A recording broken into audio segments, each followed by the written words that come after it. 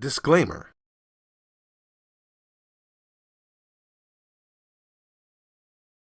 Bone and Bone affiliate. We are also not Bone Thugs experts. The views and information you hear in this podcast may be based on personal opinion. Please feel free to leave corrections and clarifying information in the comments. And enjoy.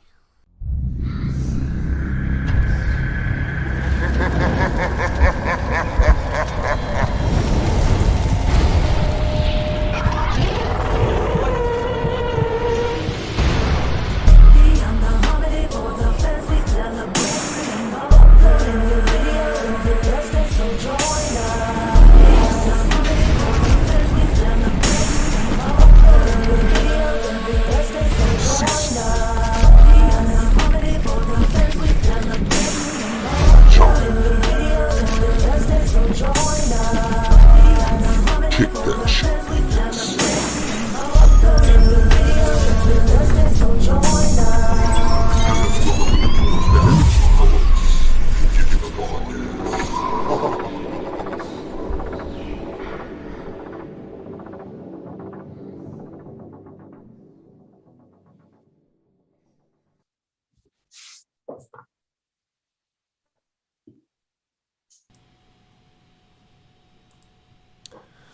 What's up, y'all? It's Cecil West, Beyond the Harmony, beyondtheharmony.com.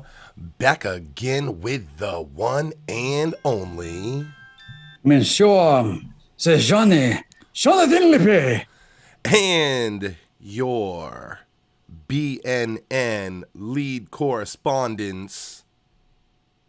What's up, everybody? I am Matthew Weaver. I said correspondence. I meant correspondent. It's Thug Thursday live. It is not pre-recorded. It is live in your face. It's been about 2 months since we've been here, and now we're back. We're doing Thug Thursday. Nothing crazy tonight. No 9-hour marathon. No 40 guests. It's just 3 guys talking bone with y'all. I got the Zoom ID information in the description if you guys want to call in and kick it with us. But it's been about 2 months, boys, and here we are. We're back in the saddle again. Indeed we are. Indeed in the saddles for the ghetto cowboys. It feels right. Yeah, how do you feel? We've had about 2 months off, except for poor Matt, who we make do the news, but you know, we've been chilling. Actually, I've been chilling. You guys do videos. I don't do shit in the off season. I treat this like the NFL. I'm not at no training camp. I'm not out here doing practice. I get right the fuck away from Bone. I have almost no idea what's going on outside of Leaves of Legends. Somebody tell me what else is going on in Bone besides Leaves of Legends. Look at this. What did y'all think of Crazy's new album? We're gonna talk about it. We're gonna get there. I feel like it's all I got. So Yeah, dude. I mean, making videos. I forget which ones I made. The ones that's top of my mind was the new edition video. That one went well. yeah. I think I did like one on Busy's album cover, Heaven's Movie.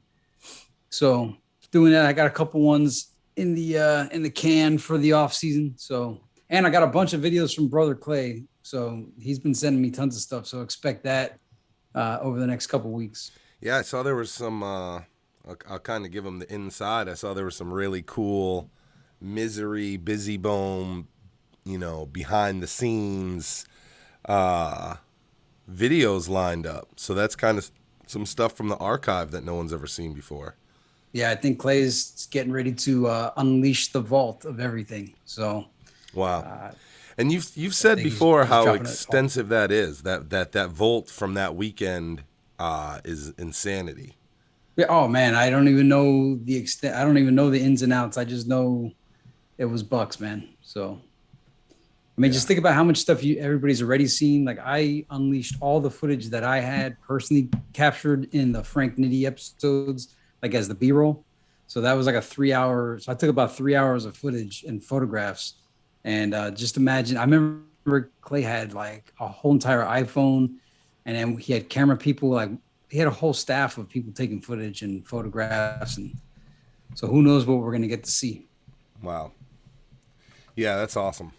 That's awesome. I can't wait to see it. I actually haven't seen it either. I've been, I just saw it loaded up. There's a bunch of stuff that John got sworn to secrecy during everything. And so there's so many things I haven't seen. John's heard Busy Bone songs I've never heard. And when John gives the word, he's not going to share. He doesn't share, even with Cecil West.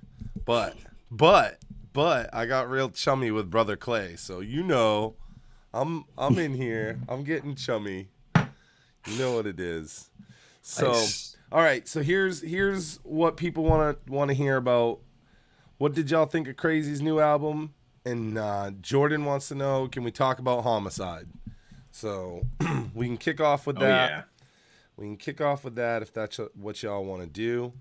I do. We got about 2 hours tonight, guys. We're gonna keep it in the 2-hour range so that everybody's healthy tomorrow, because we all felt like we were dying after 9 hours. Was that the last time we were live? Was the 8-hour marathon? Was that the last time? Yeah. All right. Well, let's kick it off with Leaves of Legend. Leaves of Legend. Okay. Did you like that intro? Did I like the intro? Okay, so the first three songs I listened to once, and I was really pissed at first. Like, I was like, what the fuck is this shit? Like, I wasn't feeling anything, but I realized why I wasn't feeling it. I didn't smoke no weed before I listened to this weed album, and it just made me like, what the fuck? So I hadn't listened to it for a while, and I just did the listen again. On the way home, I was driving furiously to get back to the studio to make sure I did this. And I rolled up a big king size, and I replayed Leaves of Legends, and I was blazed as fuck, and I was like, okay, this album is pretty fucking good, actually. This is all right with Cecil West. I'm good with this. Some shit I like more than others, and I don't remember the whole track list. Let me look it up. I don't remember the whole I'm curious to know, what was it like? What was the blended version of it like for you? Well, a lot better, because this is fucking Crazy Bone we're talking about, right? So it's like the expectations are so high. I'm gonna get hated on for this, okay? But this is facts, okay? The Gift was highly praised because we had such an inconsistent chunk of years from Busy Bone where we were like, what the fuck? So many of like these little bootleg underground independent albums that just didn't go to par, that by the time we got Carbon Monoxide and The Gift, it was like, yes, Busy Bone's back.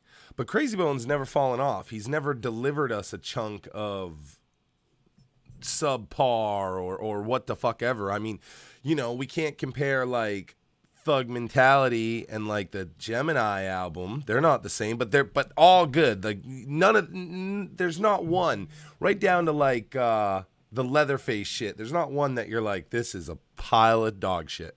So that's been the problem for Crazy Bone, is the guy does nothing but home runs and grand slams. So if he gives you a triple, you're like, what the fuck is this? What is this? What is this? But that's because you're used to the guy just knocking it out of the park and not having to stand on a base. So when Leaves of Legends first started, and it was just the Leaves of Legends, I was like, come the fuck on, man. You can't be a little more creative than this? The fuck? This is the fucking hype? And I was super angry, like, here, this is my initial thing. Don't worry, y'all. I'm getting ready to bring it around to today. So my initial was like, okay, so we got like a 12-track advertisement for Leaves of fucking Legends. I'm going to hear Leaves of Legends in every fucking song, like simple ass hooks, whatever. And I turned it off after 3 tracks. And then I listened to it again today, blunted, and it was a new experience. It was better. It brought me back to my like Bone roots. It reminded me of me and my little homie Kyle and his cousin BK making Bone Thug weed tapes on the tape where you had to tape over the fucking thing and actually make your tape out of other tapes, and we'd make these bootleg Bone weed shit. And I remember smoking with them and listening to this shit. And this is what I can tell you. This album wasn't even about just being stoned and listening to it. This was literally listening to it and the art of the smoking at the same time. This thing makes you want to slow exhale the whole time you listen to it, like slow motion. You're like, I look so cool smoking to this shit. And that's how I really felt about it being blunted out. You know, some tracks were better than others. But overall, man, I really enjoyed it. It brought me back today. The flight was cool, Gangsta Boo, you know, whatever. But like, can we all agree Surfing the Sky is like... That's the jam right there, bro. That's That's the standout. But I liked Morning Buzz. I liked Me and You. I liked it all, man. I enjoyed it all. There's a lot of features going on, I thought. But, you know, it's weird, right? Because I'll fucking bitch. Like, I don't want to fucking hear these motherfuckers. And then I'll also turn around and say, how come we don't support new fucking The Life and Mo Thug guys the way we did old Mo Thug? So, you know, I had to shut the fuck up and take a little of my own medicine and appreciate that he's platforming his guys. And the Leaves of Legends thing, him promoting Leaves of Legends the whole time, I thought that was going to make me mad. But when I thought about today, I was like, well, during the Eternal album, how much do I hear the words East 99 and Eternal? And during the Art of War, how much through the album did I hear it's the fucking Art of War? I'm like, this is a regular thing. I'm just pissed because I felt like he was trying to promote this brand. And then I was like, why am I mad the guy's trying to promote his brand for 12 fucking songs? I get fucking pissed that they don't promote their shit. Now I'm angry that he made an album promoting his product. Like, I should be overjoyed. So I had to go at it at a more positive light. I had to realize he was making weed songs. He wasn't trying to make like Chasing the Devil and do something, you know, different. He brought us back to the weed. And once I changed my mindset, smoked a little weed, which I'm about to do right now, and listen, I really enjoyed the album. And I really enjoyed the fucking album. And Crazy Bone totally deserves to be able to put out 420 albums. Well, my question, this is for everybody in the audience, for Matt, for Cecil, because and this actually will relate to the off season. Remember, I made this.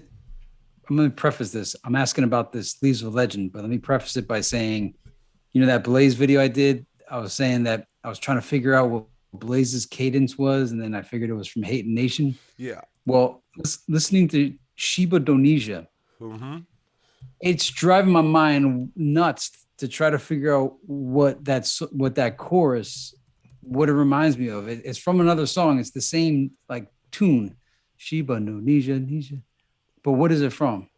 What did he bit his own song, but I can't figure out what the heck track it was. And I was sitting there listening to it. I rewound it. I just kept like trying to figure out like, man, what does this remind me of? What is it? And I can't figure it out. It's like on the tip of my tongue, but I can't figure out what Sheba Donesia sounds as like a repeat of. I don't know. Did you feel that way when you heard it? Did you feel like you had heard that before? Everything, and I thought this was good, but everything had an ultra familiar feeling. Like even the shit that was newer and you could tell was more like new experimental. Everything had a familiar vibe.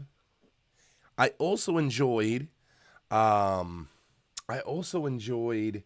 just like all the references to older Bone Weed songs. I'm like, dog, I love that we have our own lingo here. I love that we have our own lingo that we know, and how we can talk about weed as Bone fans is something unique to us. And I loved that he referenced so much of that in this album. Some of it was dated. He said something about like a Swisher, and I'm like, I don't know who smokes those anymore. And he said something about Hydro, and I was like, yeah, all right. So some of it was like a little old headish, but for the most part, it was really good. It was really familiar. I really enjoyed it. And y'all can ask John and Matt. What was it, a week ago? Maybe I was like, yeah, I'm gonna listen to this, and I was 3 tracks in, and I was like, yeah, this is cool, but you know, is this Crazy Bone giving me fucking doubles. Am I gonna have an album of fucking doubles? And it wasn't. He did what he was supposed to do. He wasn't giving you a Crazy Bone album. He was giving you a Crazy Bone weed album. Did you think it was cool that this idea of making an album to promote a brand is so current? It's so 21st century music industry that we're in a place where you could actually just drop a side album just to promote some side thing that you're working on.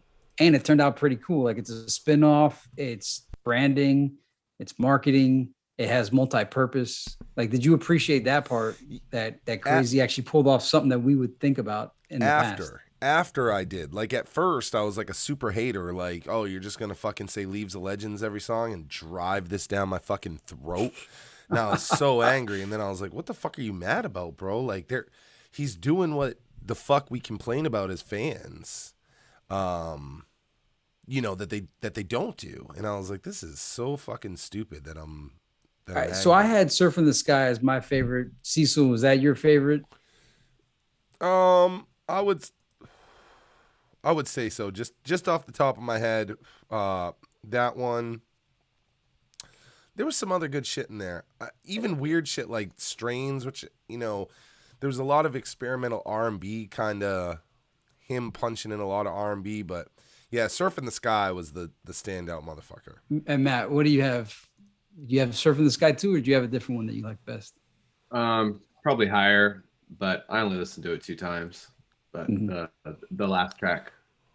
And so for the audience out there, we want to know, post in the comments what your favorite track from Leaves of Legend was.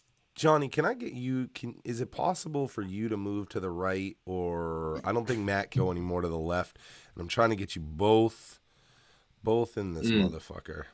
Okay, I can move. That looks good. I think okay, that looks good. I want to make sure they can both see your faces. Hey, I just want to tell everybody we want you to call in. We don't want this to just be about us. All you got to do is jump on Zoom, and our meeting ID is 830-9943-7025. You can find it scrolling at the bottom of the screen. It's also in the description of the video. If you don't have Zoom, there's a bunch of different ways that you can call in, so hit the description.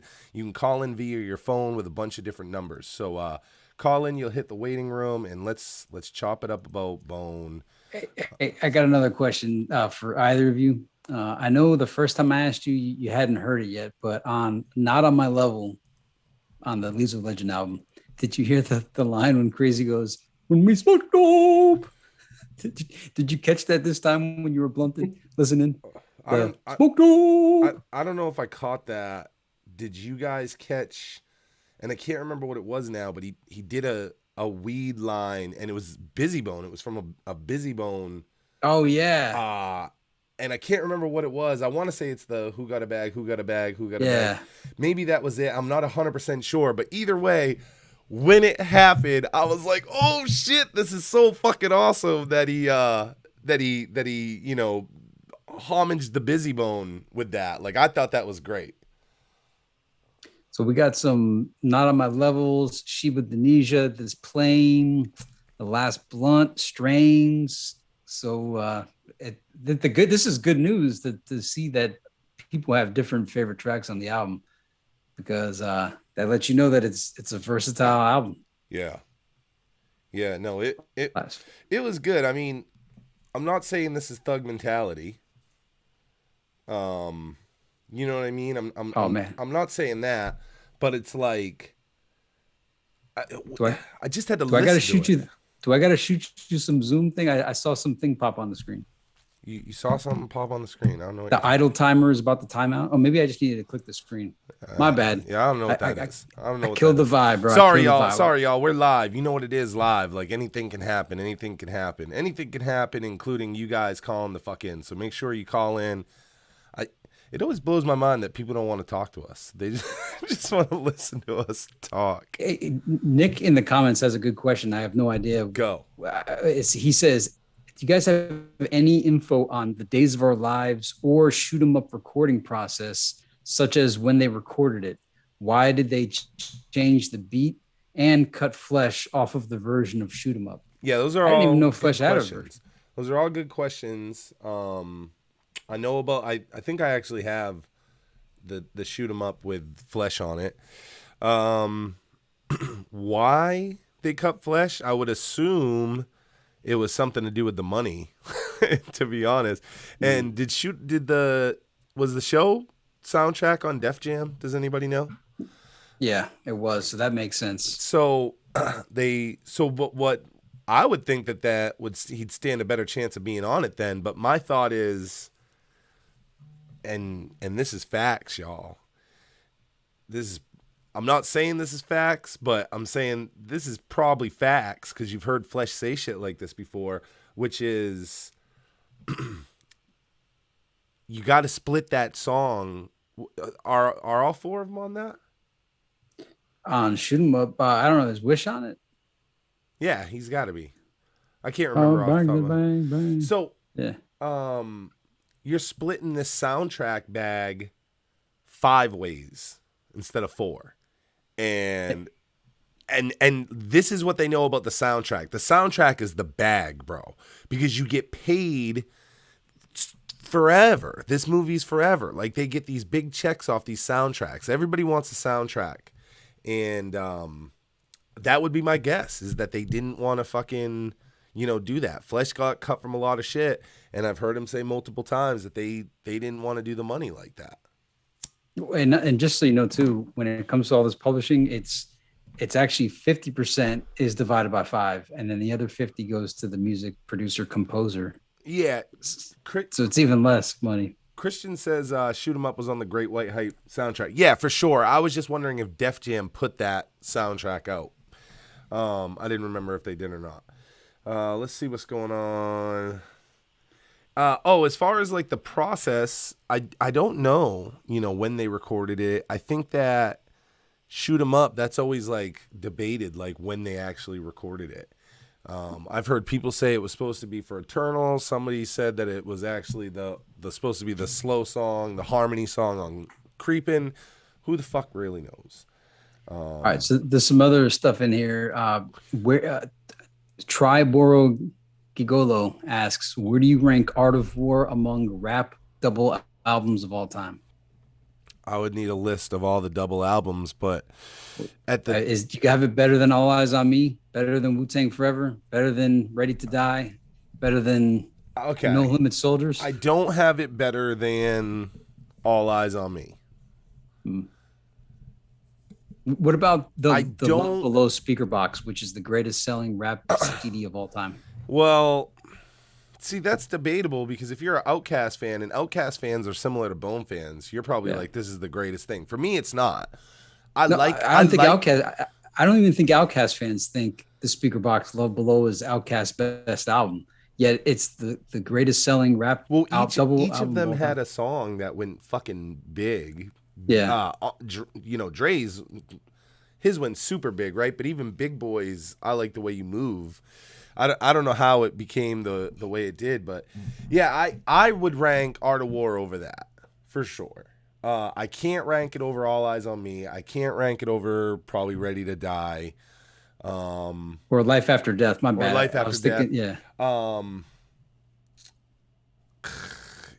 I think it's better than Wu-Tang Forever. But with that being said, like Wu-Tang Forever is my favorite Wu-Tang album, and it meant a lot to me in my youth. So I really, really liked Wu-Tang Forever, but not like the Art of War. At the time, the big 4 were what we just said. Those were the 4 double discs that, at that time that I knew of. That was like, what, 9-6, 9-7, 9-8, and what the fuck was Wu-Tang Forever's year? I think that was around 97. Was it 97? Yeah. Oh, yeah. Wow, so that was a big year, man. All those double CDs, Pac in 96, Biggie in 97, Wu-Tang 97, Art of War 97, and No Limit. Before Ghetto D, which was the big album that made Master P a household name, there was a true to the game double CD, and that's the one that had No Limit Soldiers. I Thought I Told You. That song was on it. I mean, that one's really not that. It was a great album, but it doesn't have the same impact that like Ready to Die and and All Eyes on Me had. Yeah. Yeah. I mean, I know everybody just wants to hear us go Art of War is the greatest fucking double disc of all time, but I can't say that. All right, well, let's do it like this then. Okay, it's the island. You're stranded on the island story. You have the choice between you only get one double CD. Is it Art of War? Is it Wu Tang Forever? Is it All Eyes on Me? Oh Is it fuck. Ready to Die? Or is it No Limit, True to the Game? Come on. What the fuck? And there's another double disc. All right, that's the question of the show. I'm gonna have to think about it. That's the instead of the question of the week, that's the question of the live. And I want people to call in too. Call in and explain your answer. Hit the Zoom. Don't leave us just talking. Hit the Zoom. The meeting ID is scrolling. It's in the description. Call us. Let's talk about this. If you're stuck on an island, what double disc is the one you're going to have? Matt, do you got an answer or you got to think about it? Oh, I can go right now. I don't care. Go. I'll kick us off, and I'll piss everybody off, and they can all call in. Okay. First, the top 5 double disc rap albums of all time are Dylon, and Dylon. If you guys like Chappelle's Show, if you haven't, go watch Chappelle's Show. Now, I'm a huge proponent of the argument: if these people were still with us, would we care? Would All Eyes on Me be as impactful if he didn't pass away? If Biggie was still here, would we be as all crazy about him all the time? I think people, when they pass away, get some kind of magic powers. And so I'm quick to downplay an album just because they're not with us anymore. So that makes a lot of people... I mean, I've brought that up before too. It's just facts. I mean, I think that, right? We're talking about 2 bona fide legends, Notorious B.I.G. and Tupac. But it is true that, yeah, they were definitely stars before they died. But yeah, they died because they were stars. But Heavy D was a fucking star before he died too, okay? And we're not praising Heavy D the way we do Tupac, all right? That's fair. So, but someone said in the comments they were stars before they died. So, but what I'm saying is lots of people have been stars before they died, and big fucking deal. I do think that there was something special about Pac and Biggie. If they would have lived, I think that they...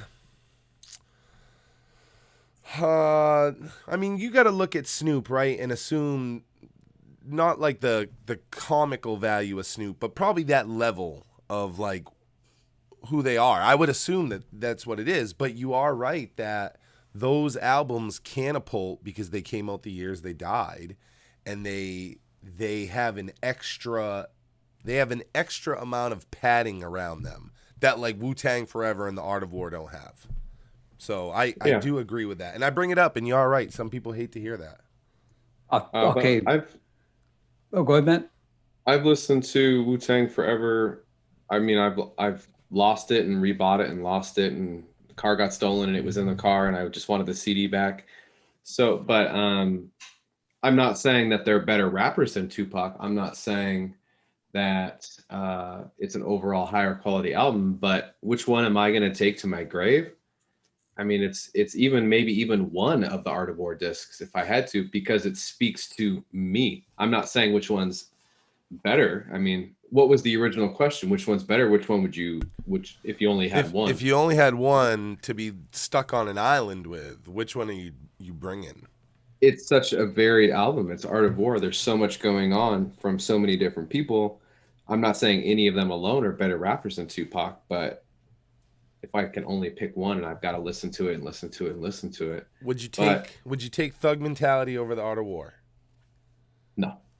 Where in this thing, because the whole time we were talking double discs, it's like, by 99, Thug Mentality came out, which was a bold move as a solo debut.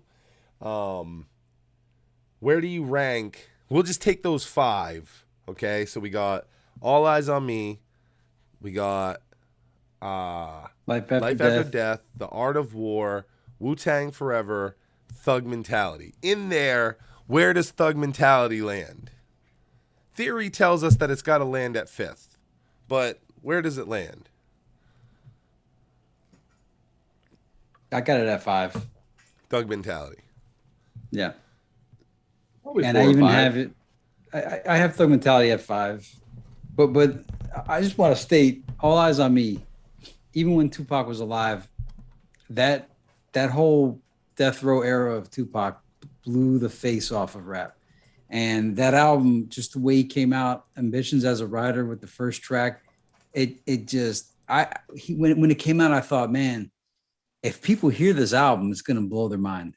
And then it just kept getting bigger. California Love was so huge, and so that, like, impact wise, and I think even to this day, like, that's the most iconic rap album of all time. Can you think of anything? It's even more iconic than Straight Outta Compton in ways. So that's why I'm just going to put All Eyes on Me as number 1. Now, as far as the island goes, I want to say Art of War, but there's something. The thing about All Eyes on Me is the variation of producers, because it wasn't all done by just one guy. Whereas like Art of War has a consistent sound Good question, to it. Willie. And then, so anyway, I guess we're moving on here. What do we got? No, keep going. I just had to shut. I was like, damn, that's a good question. I just want to give a RIP to Shock G while we're talking Tupac. I can't believe Shock G died in Tampa, Florida. And in that same area, Vincent Jackson died like 2 months prior, and he was a Tampa Bay Buccaneer. And that same area in 2012, 2013, I was staying in that same exact spot. And I could see how somebody could die there because I stayed at this one hotel there, because both of them died in hotels in Tampa. And there was this one, I don't want to say the name because I don't know how that works, but dude, I felt like I just entered another dimension. I actually didn't stay that night. Dude, the carpet, it looked like it was a portal. It was nuts. So I got out. Anyway, Shock G is why I got into Tupac, believe it or not. On Digital Underground, I was first a fan of Digital Underground, much like I got into Bone through Eazy-E. And believe it or not, when Tupac Trapped came out, I watched it because Shock G was featured on it. And then eventually I grew to like Tupac. But and by the way, Prince Marky D also died. That's mind blowing. I saw the Kool Rock Ski interview with Vlad. That was very good. And then and obviously DMX. I just want to co-sign, by the way, the impact of All Eyes on Me and what it means. It comes down to, it really has to come down on to All Eyes on Me or Life After Death. Because of the cultural impact of the albums. Regardless of whether that happened because they died or not, the impact was so fucking crazy at that time frame that it has to come down to one of those. What it comes down to, I would say, is based on taste.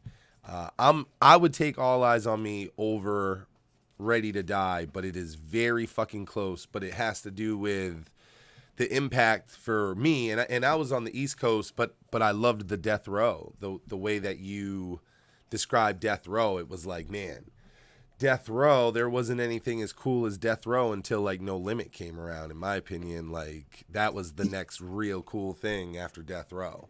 Let me ask you this, because this just occurred to me this second. I don't know if you are old enough to remember disco versus heavy metal or disco versus rock, but like Death Row was the heavy metal and Bad Boy was the disco. Would you agree? Well, yeah, for sure.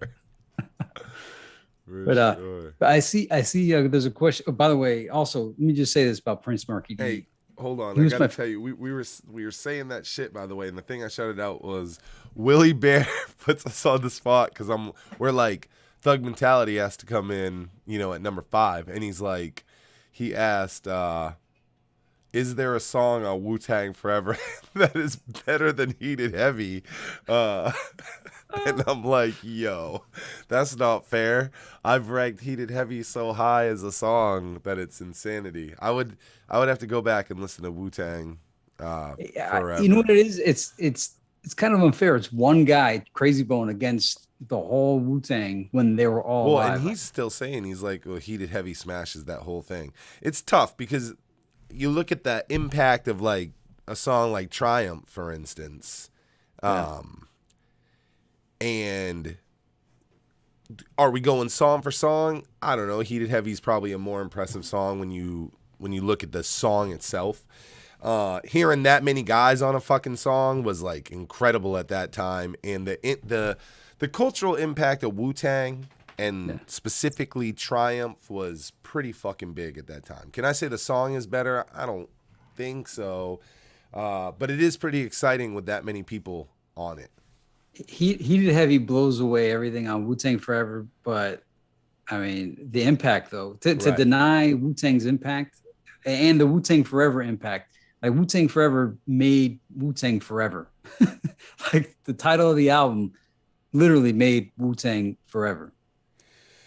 Straight But Outta Compton sold millions with no radio play, no promotion. They were selling that album behind the registers. I halfway agree with that, and it's true. Straight Outta Compton was going everywhere. They didn't have much radio. Although Express Yourself was a single from that album, and on Yo MTV Raps every Saturday morning, Express Yourself, which was the lead single, that played every single weekend. So they did have, if it wasn't on the radio, it was on Yo MTV Raps every single week. Every single week. I just want to remind everybody, if you want to help support the show, you can head over to streamlabs.com/Beyond the Harmony, and you can do donations there. I'm going to have Matt put his Venmo and his Cash App in the comments. You can also support by doing that. Or you can hit the Super Chat button. Everything that you give to Beyond the Harmony, we put back into the show to make the show great. I just want to shout out everybody, too, that donated during the giant 8-9 hour marathon. Hundreds of dollars went in, and, it's allowed us to really do some great shit. We're excited about coming back for a 4th season, so let's keep that moving. You can find all the donation information also scrolling at the bottom of your screen, and again, big shout out on the season 3 finale. It was incredibly record-setting for Beyond the Harmony. Oh yeah, amazing. Christian Evaristo asks, how did Strictly for My Grind come about, and why is it on Space Hog, the Boss album, instead of a Bone project? These are great questions. I saw that question proposed to Busy Bone on Jam TV. Yeah. And I saved his answer somewhere. It was a 1-sentence answer. He kind of was like, I don't know. It just kind of came. Don't let me quote Busy, but I saved his response. I almost want to make a FAQs with Busy Bone where all of his 1-sentence answers are all knocked out in a single 3-minute video. And that question's in it. The Strictly for My Grind. So somebody asked him and he didn't really have a full answer that you like. So if Busy can't answer the question, Beyond the Harmony definitely can't answer the question. Yeah, that's one of those things that I'm always just like, I want to know more. And here's some weird shit about it. People don't talk about it. Bone doesn't talk about it. That's not the first time one of them's been asked. They get fucking asked. They either play it off like I don't know what the fuck that is, or they just don't talk about it. I have hit Space Hog up repeatedly on every fucking platform, and he reads it every fucking time. And I wanted to have an interview with him. I wanted to do this mini segment where the whole segment was just about Strictly for My Grind. And sidebar is that's also how the Silky Fine interview came along. Was I was going to interview her just about that as this mini segment about Thug Love. And John was like, dog, you don't fucking interview Silky Fine and act like she's just Thug Love, motherfucker. We gotta go further. But I tried to do the same thing with Space Hog, and this dude just reads it and won't say anything.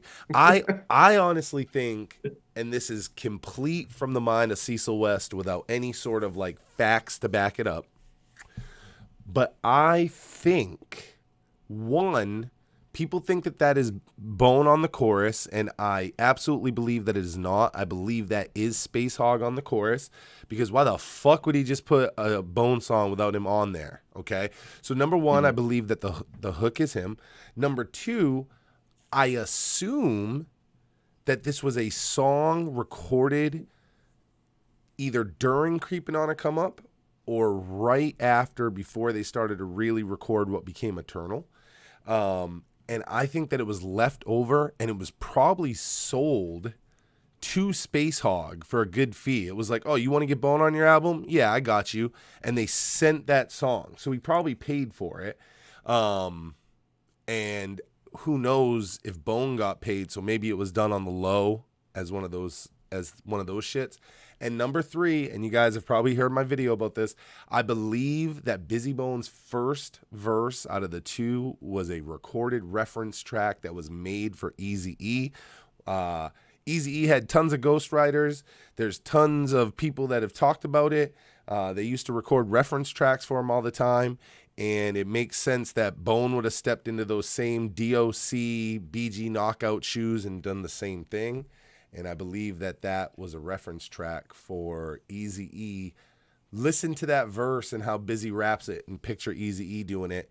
I think the same thing for the Mr. Bill Collector verse, the little snippet we've heard. I'm like, no way he wrote this. Listen to that Mr. Bill Collector flow from Eazy. I'm like, no fucking way. Crazy Bone or somebody wrote this for him. So I see Jordan Corey wants us to touch on Homicide. Is that the one by Hercules? It's about to be a homicide. Yeah. All right. Do it. I don't know who's going to say what. I want to say before we say anything that I want people to call in. call the fucking motherfuckers. But okay, I don't even want to jump off Homicide. I always jump off. John, you can talk about Homicide. I think you only heard it like once or twice, right? Yeah, I heard it once or twice. Here's what I thought about it. I thought, wow, this is great. This is everything people want. Mm-hmm. So let's see what happens with it. And people like it, but I don't know if is it blown up on the internet? Has it made Mercules even bigger than he already is? Well, and I don't even know who the guy is, but I hear he's a big deal. Yeah, he's big. He's big from the internet, and he's a big deal. My crew did a show with him, and it was the best show of the year. I couldn't believe how many fucking people were there for Mercules, and so he's pretty big. Here's what I thought was really cool about it was that he got Bone on, and they didn't do some sing-songy things. They grinded out like real hip hop. It was like a straight up hip hop track. I don't even think there was a hook on it. It was just like murder the mic, and just everybody bring it. It was raw, and it just to me it was cool. It was really cool for a hip hop sake, but it lacked a soul. That's what I didn't feel like. It didn't grab me. I recognized the skills. The skills were phenomenal. But it was like, it's kind of like there's some like sports athletes that are really good, but they don't capture your imagination, but they're phenomenal.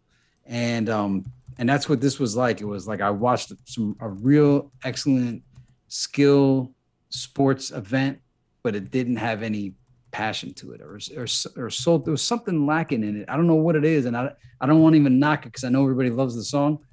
I fully acknowledge it was phenomenal. It was hip hop. It was raw dog. It wasn't commercial. It was real deal. It was what every hip hop fan says they want. Yeah. It just was lacking something to grab me. That's it. Well, Willie Bear says Lord was better. And while I do agree, this is what I want you to realize just happened by even saying that. When Lord dropped, we praised Lord to the heavens like this is exactly what we want. This is the Bone we want. And the fact that Homicide makes you think of Lord tells you how good Homicide is and how close it is to what Bone fans say they want, which is Lord, Homicide. Tracks like that are the closest thing to old Bone that we're getting. And so I don't think that it's Lord level, but man, I thought it was motherfucking good. And I think it's amazing that these guys that are rappers now that are fans of Bone, A$AP Ferg, Mercules, they know better what Bone should sound like than Bone does right now.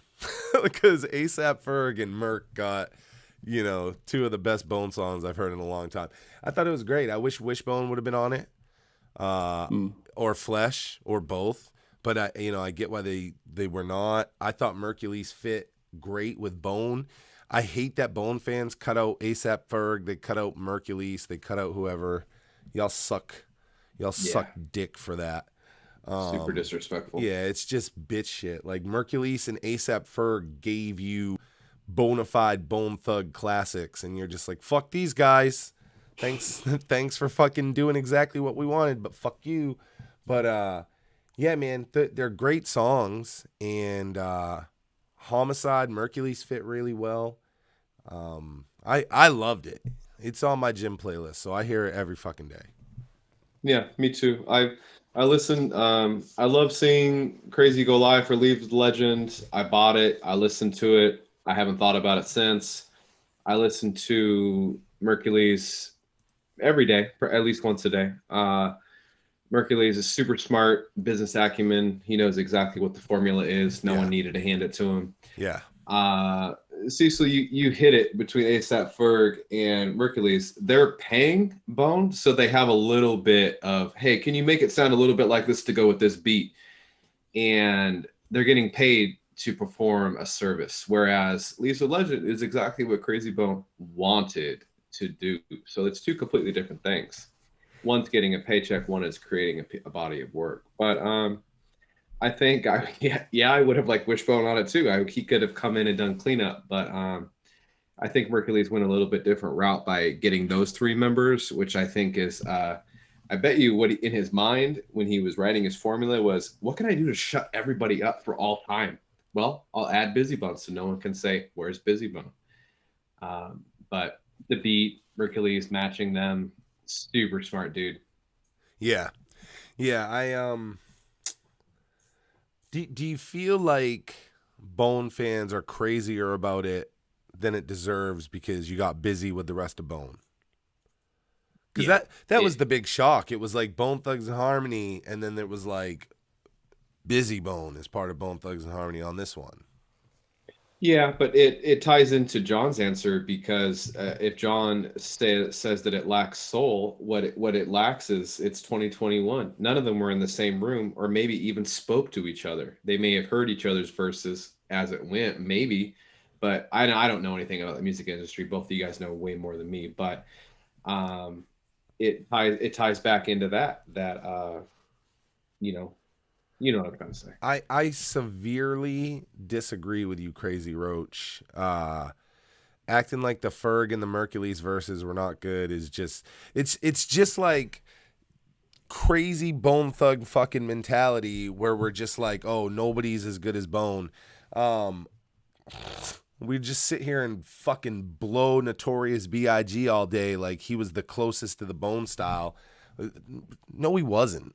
That's a fable that we make up. I'm not saying that the verse isn't good. I'm saying that acting like Biggie's verse sounded like Bone at all, outside of the fact that he rapped a little bit faster than he does. He didn't rap anywhere as fast as Bone. What the fuck? And then we're gonna play off like Mercules. Come on. Mercules had a good verse, but you gotta be a fan of Merc. You gotta be a fan of Ferg. They're on a Bone song not to sound like Bone. They're on a Bone song to have a song with Bone. And I think a guy like ASAP Ferg is dark, but not the same way Bone is. But they fit the shit the same. So I just can't agree with that piece. But I thought Homicide was great. I think it's good for Bone. Somebody in here, Marco said, and I think he was talking about, this is back when we were talking about, John was saying how there was just something missing from it. And Marco said it's because it wasn't made organically. I mean, they weren't in the studio collaborating together. The verses were bought,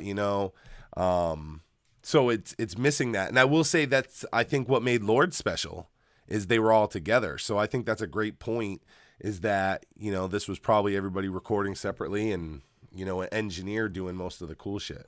I'll say this, though. What was really cool about it was the Bone guys sounded 20 years younger on the track. Like they sounded like they were teenagers or 20-year-olds rapping.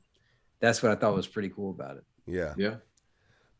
Crazy Roach didn't like the chorus. The energy wasn't in it. I thought it was cool. I thought it was cool hearing him sing that little piece. But I'll offer this too. I'm with Crazy Roach in that I don't really like A$AP Ferg's verse the Mercury's verse was all right. I was like, all right, I guess this is what it is. I skipped the Ferg thing when I listened to Lord, but I'm not going to cut him out. I thank all these guys for putting Bone on these high profile features, I just don't like them.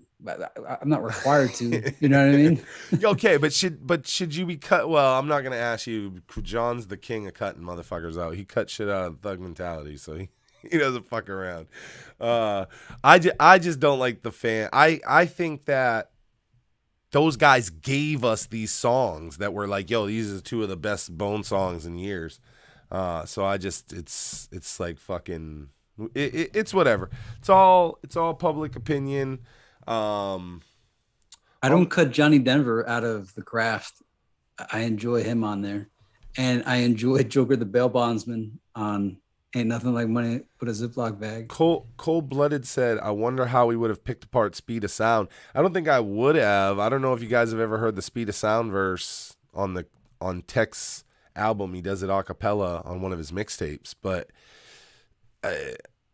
I mean, yo, did Bone not make that song because they heard Tech Nine's verse? Because Tech Nine's verse is furiously, brutally good. Like, so I don't know. Maybe he sent his verse in and Bone was like, fuck this. Which album was that on? Was that on Special Effects? The Speed of Sound? Yeah. I don't know. I'll look it up. Was it the one with I think Speed 'em? Was Speed 'em with Eminem? Speed 'em was, but that's not. It was a mixtape. Yeah, it was the Double XL mixtape, Bad Season. Oh, okay. I missed that whole album only because it came to a point where I couldn't keep up with Tech Nine anymore. Like I wanted to, but I just couldn't. Yeah. No, that was good, and he raps his Speed of Sound verse, and does he? And I think it would have been great, honestly. I'm outside of like what was just pointed out about the organic nature of people recording together. I think it would have been good if the engineer was good. If they would have let Strange Music probably engineer it, would have been great. Tech Nine's the only verse we've heard, but man, it's fucking dope. Yeah. Does Tech still put out those group albums like the Psychology 101 where it's like all these featured tracks? Yeah, once a year. He hasn't done. I don't know if he's done Tech Nine collabos. That's what it was. Jordan Corey says it was supposed to be on a Bone album. Well, that makes sense because we know how Bone. They were going to put Tech on their album. I guess. I'm telling you, I think Tech Nine sent that verse in, and they were just like, nah. Was it dope? I mean, I think I've heard it. It was stupid, ridiculous. It was so good. It's Tech fucking Nine. It was so good. And he never recycled it for anything. He just rapped it. The way he raps it on this chorus, he's just like, I'm gonna rap for you, Speed to Sound. It was supposed to be on a Bone album, but didn't get there. So he just fucking goes off. Wow. Marco says they teased it at the think tank. It was supposed to be on Unified. Wow. Well, that was crazy. That would have been flamethrower. We'll give the shout out to Therese. Luke, how much Tech Nine have you listened to? That's a cornball thing to say. Busta Rhymes and Twista were rumored to be on it. That would have been fucking stupid. Bone should have been on one of the. Well, I guess Crazy was on Midwest Choppers. He got chopped up by Tech Nine on that song. Anybody that says he didn't is a fucking liar. And then I think like Lazy did one with like Twista, Busta Rhymes, and Jazzo. Jazzo? Lazy Bone got chopped up too. Is Jazzo like now considered like a speed rapper? He's not even considered. No, never mind. Who the fuck is listening to Jazzo? What was he even doing on there? Yeah, hey, tell me, were you the one that's telling me about the Busta Rhymes? No, I was talking with Clay about the Busta Rhymes. You seen that Busta Rhymes? Clay's in the chat, by the way. Shut up, brother Clay. I meant to say that forever ago. Shut up, brother Clay. Brother Clay, before you got here, we were talking about you, bro. So you must have been, your ears must have been buzzing. The Busta Rhymes and Rick Ross video. What was it called? Do you see it? They're like in suits. Nah, I don't know what you're talking about. I might have, but I don't know what you're talking about. What about the music video with Chris Rock? He's introducing the Busta Rhymes, and it's like this like mini movie with complete set design and costumes, and it's like 9 minutes long. It's kind of like what Michael Jackson used to do and MC Hammer, where they would make like mini movies, and visually it looks amazing, but it's kind of like, you know, man, the song is kind of meh. Same with the Busta Rick Ross collab, but the videos are visually stunning. They're incredible. Did you hear either of them? Did you see either of them? Nope. Well, you didn't miss much musically, but visually, it was pretty cool. Yeah, somebody else said don't like the Busta Rick Ross collab. Yeah. Yeah, listen, y'all. Somebody has to call in. Somebody has to do a super chat. Somebody's got to head over to streamlabs.com/beyondtheharmony. Somebody's got to do one of those fucking things. Y'all are killing me tonight. Y'all are killing me. We back like cook crack for the first time in 2 months, and this is how we're acting. Somebody call the fuck in. Call the fuck in. Y'all got to stop acting pussy in that chat. Fuck that. We're halfway, right? We're halfway. We're We got 1 one more hour hour. in. And y'all think we're fucking around, but this is turning off at 10 o'clock, so. Yeah, we're not lying like last time. I'm tired of my own voice. I want to hear somebody else. Would you guys I'm tired like to of see Busy Busta Rhymes together? Oh yeah, that's a good one. Yeah, Is that's there cool. a Busy Busta Rhymes? I don't know. I mean, it's cool. Like I'm not fiending for it. I feel like, Clay, that's a loaded question. Why are you asking us that? Is there something I'm reading between your lines? Tell us what the fuck you know, Clay. They were just saying that Speed of Sound was supposed to have Tech Nine, Bone, Busta, and Twista on it. That would have been stupid, ridiculous, retarded, fucking crazy. Would have been dumb. By the way, I also want to throw out there, if you guys had asked the question earlier, it's gotten buried through the comments. So if we didn't answer, go ahead and repost your question just in case, because I can't see that far. Hard to keep up. Back. Yeah, if you said something and we haven't got to it, say it again. And for everybody asking how you do it, look in the description. The description has all the Zoom information that you're gonna need. Hit the description. The meeting ID is there. If you don't have Zoom, you can call in on a number, but you should call in with your face. Call in with your fucking face. Anyone looking forward to the new Crazy Bone 3-6 collab? I think it's just DJ Paul, right? Maybe they get a Juicy J feature, but I think it's like a DJ Paul production, Crazy Bone rapping, and fuck yeah. Fuck yeah. I'm all about it. Yellow Wolf and DJ Paul did a mixtape years ago. Yellow Wolf all over DJ Paul, and I thought it was some of the best Yellow Wolf shit that had come out in years. And dude, I'm anything with 3-6 and Bone, I am 2 billion giga fucking whatever in. I love it. Speaking of Yellow Wolf, I think that so went under the radar that he was on New Waves with Bone. Is that like that's like a question? Like, what's the most under the radar featured guest ever? I think Yellow Wolf on New Waves. I feel like I'm lying that he was on it, but he was on it. Hey, and the song that he's on is great too, but I didn't see the point of putting him on it, and I'm a big Yellow Wolf fan, and I liked that, you know, Busy and Crazy were with Yellow Wolf. It just didn't make sense to me. Yeah. So and the other part too is that like everybody knows Cocaine Love, but people don't realize Bun B's on that. It's like I love it. Yeah. Oh man, I smiled when I looked at the back of the CD and I was like, Bun B. Oh man. Yeah, I love that. But Cocaine Love didn't fit into New Waves anywhere. Nowhere did that song fucking belong there. Dog, hey, well, I'll tell you this. When we were on the Misery shoot, Brother Clay had Cocaine Love and Ruthless on repeat, like all day, and then Misery. It was Misery, Cocaine Love, Ruthless. Just those 3 tracks on repeat the whole time. I don't know if he just purchased those 2 tracks or what, but it was the whole time. They're good songs, but like they're not that good.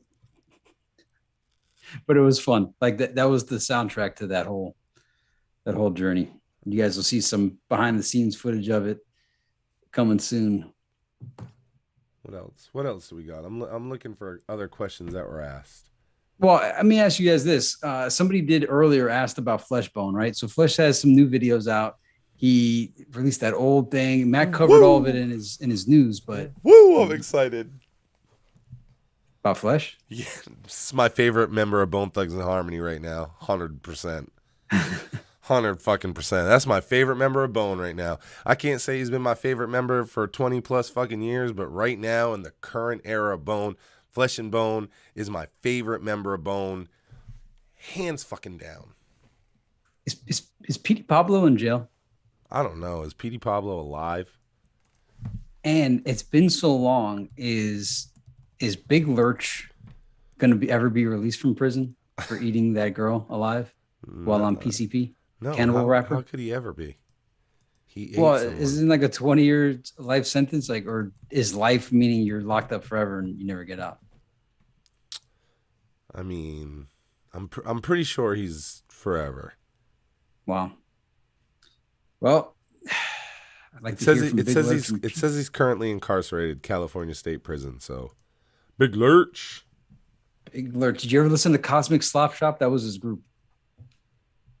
No. And then he was on death row, and that was it. Petey Pablo too went to death row. Therese says he's calling in. Someone fucking call in. Someone hit that meeting ID. 830-9943-7025 on Zoom. Oh, good. Cold Blooded said Petey Pablo was on Empire. Thank God. So man, I want a new Petey Pablo album. Petey should have been in. Did you know, John? Did you know anything about Petey Pablo when he joined Death Row? Yeah, I was a big follower of Petey Pablo, but when he was on death row, there was like no information. No, I know it. They were trying to rebuild Death Row around Petey Pablo, which was extremely fucking weird. But I loved it. He was supposed to have an album. Maybe it came out. I don't think it did. Called "Same Eyes on Me," and I was like, "Oh fuck yeah!" That was dope. I didn't see where Petey Pablo fit in Death Row, and like at the time they re-signed a bunch of like old Death Row guys, so it's like Petey Pablo and like Corrupt or some shit, right? Running around fucking Death Row. Man, the Death Row had some strange artists on there, like Left Eye and MC Hammer. A lot of people just ended up on Death Row. And technically speaking, New Waves came out on Death Row, but not really, but kind of. Or came out on Hasbro, right? Yeah, I mean, yeah. Entertainment One owns E1 and E1. Like, there's a connection there. You can connect them back. What is it? The however many degrees of separation. Yeah, and hey, by the way, I don't know if you wanted to talk on Struggle. Cold Blooded mentioned that he pointed out Struggle with Petey Pablo, Bone and Petey Pablo. I think we talked about that one before, right? I fucking love that song, motherfucker. Yeah. Did you ever hear the anthem by Petey Pablo?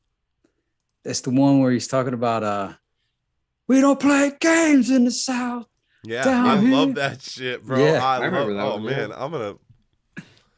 that was the jam, bro. I'm about to open Spotify and go add that shit to my list right now. I'm glad you brought that shit up. And you know what else I really love was the one that Petey Pablo made with that white dude. I forgot his name. He was produced by Timberland. Bubba Sparks and Petey Pablo. Oh yeah. Uh-huh. Did you was that on your playlist back in like 2002? Yeah, I loved all Petey Pablo shit. Wow, he doesn't have that on fucking. Well, so much for that. So Bubba Sparks, bro. Oh, Has he done anything? We got a call in. Let's take the call in. Yeah. Let's do that. Y'all getting off track, man. Yeah, we're talking about things besides Bone right now. Everybody calm down. Kept us on track. Everybody calm down. All right, John, we're Beyond the Harmony. Who we got? It's Triborough. What's up, Triborough. What's up, man? I love this podcast. Like I've never seen a podcast where like it's all dedicated to Bone Thugs. I definitely appreciate it. Hell yeah, thank you. Thank you very much. Appreciate you checking it out. Yeah. Big up to the Knicks, man. I heard they're making a playoff run right now. Definitely. I'm from New York. I'm from New York City. So. Hell yeah. Awesome. I was a huge Knicks fan back in the day before we got the Miami Heat in Florida. Right. Patrick Ewing days, Latrell Sprewell, Allen Houston, all them guys. Yeah, the great Miami Heat battles with them. Yeah. So what's cracking? You got some stuff on us? Yeah, I was like asking some questions in the chat. Like, I wanted to know like if Wishbone had ever came out with a solo album, what year do you guys think was like the right year for him to come out with that? That's a good question. Good question. It's a great question.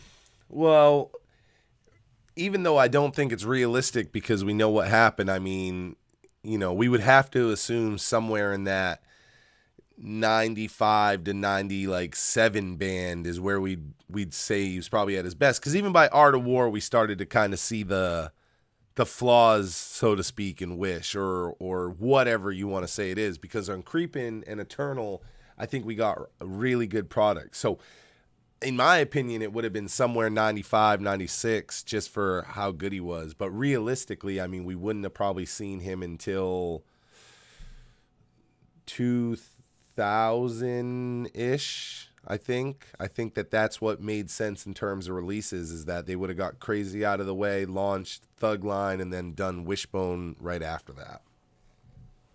So what year would you place that as? I would place him somewhere realistically in the 2001 range, but I mean, it should have been like probably 96 is when it should have happened. Like the guy was, at his best between 94 and 96. Yeah. Well, what do we know what year Somebody's Gonna Die Tonight came out? Like the official date? Does anybody know? No, but I love that that's like the go-to because it's the only like Wish feature we can think of. Yeah, well, I think he was still doing, like, I think he could still carry something at that period. You know what I mean? And I mean, Get Your Thug On is kind of like a 70-30. 70 people don't like it, 30 people. I love Get Your Thug On. I thought he could do a whole album. I think it would sound way different than a Bone Thugs and Harmony album. I'd place him. Obviously, you got Flesh went first, Busy went second, Crazy went third, Lazy went fourth. Actually, did Lazy come out? No, Thug Mentality came out first, and then Lazy. So then, yeah, I guess Wish around. So I guess to expand on it, then between which albums would it come after Resurrection? But his question is when it should have. Like, when was he at his best for it to come out? I mean, we all know realistically he would have dropped last, which would have put him somewhere in 2000, 2001. But like, when was the guy at his best? When should he have? Oh yeah, between Creepin' and Eternal is Wish at his best. Like, Wish was a solid contributor. There was nothing wrong with any Wishbone verses up at that point. Yeah, I agree. Matt, what you got? Even Art of War is pretty good, but it was starting to thin out. Yeah, you start to see where you just start to see the beginning of what became him on the Art of War. He's still really strong on it, but he's got his points. I think where the boat was most missed is, I would go ahead and say, instead of Mo Thug 2, it should have been Wishbone. And all of Mo Thug could have helped him rise to the occasion.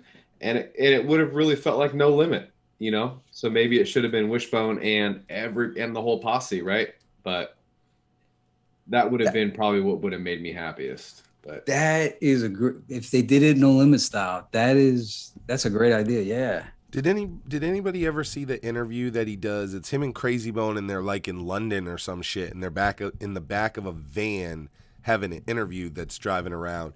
And they ask him about the Wishbone solo, and he basically said something along the lines of, it's gonna happen, but like Crazy Bone was gonna do all the choruses or some fucking shit.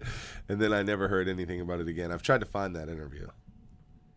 I don't recall what you're talking about. All right, well, that's the Wishbone thing. You got something else, brother? Yeah, like for me, growing up with Art of War, I always felt like out of all the Bone members, Crazy Bone and Busy Bone to me were like the stars of that album mainly, especially Crazy Bone with like the interludes he's done, like Hard Times and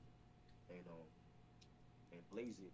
And I wanted to get you guys' take on it, like out of all the members for that album, like which member to you like shined the most on Art of War? Who shined the most on the Art of War? It's loaded because, like, realistically, you got to give it to Crazy Bone because he's got so much influence on the album that it's ridiculous. Like, the guy set the stage for most of the songs and the interludes and shit like that. It's a fucking Crazy Bone album featuring Bone Thugs and Harmony. I mean, it really is. People are going to hate that, but the guy has so much influence on it. But, dude, it's tough because Lazy Bone really shines on it. It was one of the last times that I can say, like, Lazy Bone was just, like, red hot, top. There were moments that you could say, well, who was the best on this? Crazy, Lazy, Busy, who was it? I gotta give it to Crazy Bone, even though I think Busy Bone was fucking retardedly good on the Art of War. I mean, next level. And if it wasn't for Crazy Bone having so much influence on the Art of War, I probably would give it to Busy Bone because he was ridiculous. But I gotta go with Crazy because he really shaped the album, and we know how good the album is. When it came out, though, I remember Mind of a Soldier being like the standout track. Obviously, Neighborhood Sling, but it's like an interlude, and obviously Handle the Vibe. But I remember as far as people ranking solos, I think a lot of people had Mind of a Soldier at number one as far as ranking solos. I'm not trying to give Lazy like the king of Art of War. No, it was good, I'm just bro. making that point. Like, I mean, that's what I'm saying. Like, they were all so good at that time that it's like it's hard to say who was the best. So you just got to look at the fact that Crazy Bone shaped the album so much is what I'm saying, because they were all so fucking good that it's hard to pick somebody that was like the best technically, because they were that was the peak. That was the fucking peak, no matter what anybody says. So and it was the first time we established that Crazy Bone established himself as the creative leader on the Art of War. Before that, it was kind of up for grabs, and then through that process, he emerged as like the best, the hook king, and all the accolades.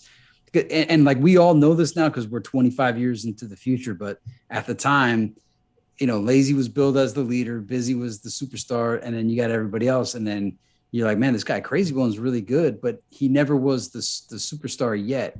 And after Art of War, he definitely emerged as like the pick of the litter as far as the creativity goes. Busy was still always the superstar, but I'm just saying, in retro, if you could take your mind back to that time, everybody was on equal ground. Yeah. Up until that point. Yeah. No, I agree. Matt, what you think, Matt? If I can remove the Crazy Bone discussion and just say who contributed the most, who hit me over the head the hardest, I remember distinctly saying, man, I wish Lazy Bone was on this more. Yeah. And I don't want to lean on just Mind of a Soldier. And of course, I'm blanking. You put me on the spot, I'm going to blank on a verse on the spot like that. But I remember having an overwhelming sense of, can I just get more? Can just every song be longer with like an extra Lazy Bone verse at the end? Yeah. And he really fit those beats well, man. There was something about the Art of War beats that were unique, and man, did his tone fit so well on all of them. He was full of an energy that reminds me of a young, angry person that has to survive or die. Yeah, I agree with that exactly. And when you watch videos of the Art of War live, they were all in a different place, but Busy or Lazy are it's debatable who was more energetic and buck on stage at that time between Busy and Lazy, and Busy just kind of like somehow by proxy gets that crown a lot. But it's like, if you look at fucking Lazy Bone, especially during the Art of War live, like, fuck, the guy was incredible. He was really living it, man. Like Lazy Bone doesn't get on to perform. He lives what's happening in that moment. So yeah, that's what I think, you know, Crazy. But I can see the good thing about the Art of War is I can see the argument for anybody, you know, outside of maybe saying that Wish was the best. I could see people arguing for almost anybody, because that was the peak of the group. That was the, you know, after that the decline starts, even though Resurrection's really great. Like, I mean, it's declinable. So here's a question of the day. I don't think anybody asked, even on the Bone Boards back in the day, who was the best on Mo Thug's Family Reunion? Or not Family Reunion, not the album, but the song Family Tree at the end of Art of War. Oh, I don't fucking, I would have to. They're all short verses. They're all like, you know, half couple bars, but like, what's the most standout thing that you remember from Family Tree? Mo Thug Family Tree. I don't know, but the standout thing for me at the end of Family Scriptures, when they do the posse cut, is Lazy Bone recycling his verse, even though I usually hate the recycle. I hated that. I loved it. I loved that. I don't know why, because I hate the recycle, but man, did I love that. No, I didn't like it because at the time, you know, you had to wait years to get new material. So I'm like, I'm gonna get a recycled verse. Not how long am I gonna wait for more Bone? But for Triboro, we'll present that to you. Family Tree, Mo Thug Family Tree. Do you have a standout Mo Thug artist from that track? Your audio's down. I can't hear. Oh, Triboro's got no audio. Are you on mute? No, I don't see him on mute. It's pretty cool that he's got a mic though. All right, Triboro, fix your shit. Call back in. But anyway, Mo Thug Family Tree. Okay, well, Matt, do you got one, or did you just enjoy the song as a whole? You don't see it as individual efforts. We got another caller. Let's bring him in.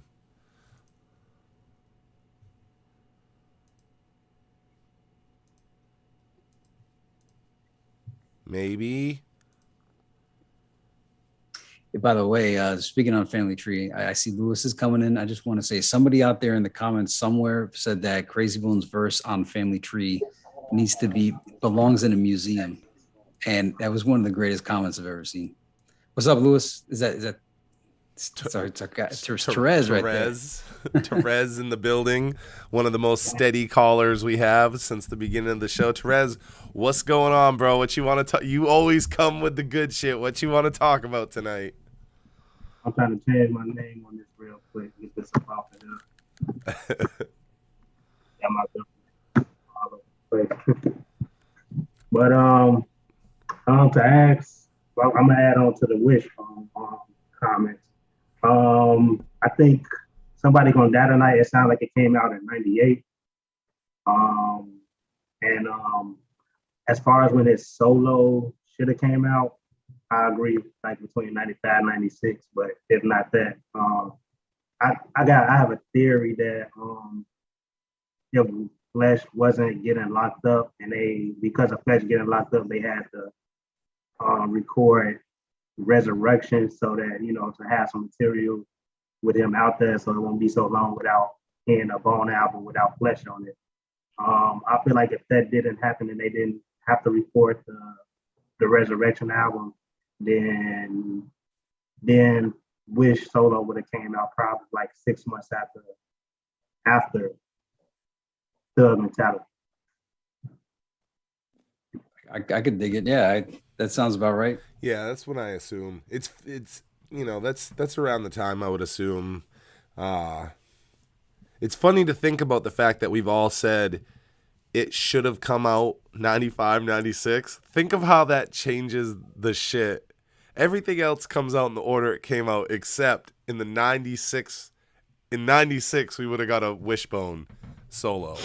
How does that change the game that fucking Wishbone comes out in 96? Because isn't that when Flesh came out too? Yeah. Okay, yeah. So Flesh and Wish come out in the same fucking year. How does that change anything? Nothing? It depends on if it was good or bad. I mean, if it was good, maybe Wish emerges as like the star of Bone. If it's bad, we might not be doing a Bone podcast right now, because back in '96, everything mattered. Everything counted.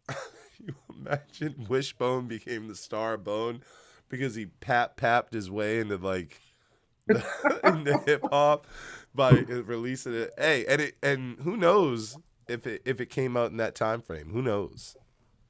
He could have invented a new genre of rap. And I take the '97 too. That's why I meant to say '95, '97. Because I do like Art of War, Wish as well.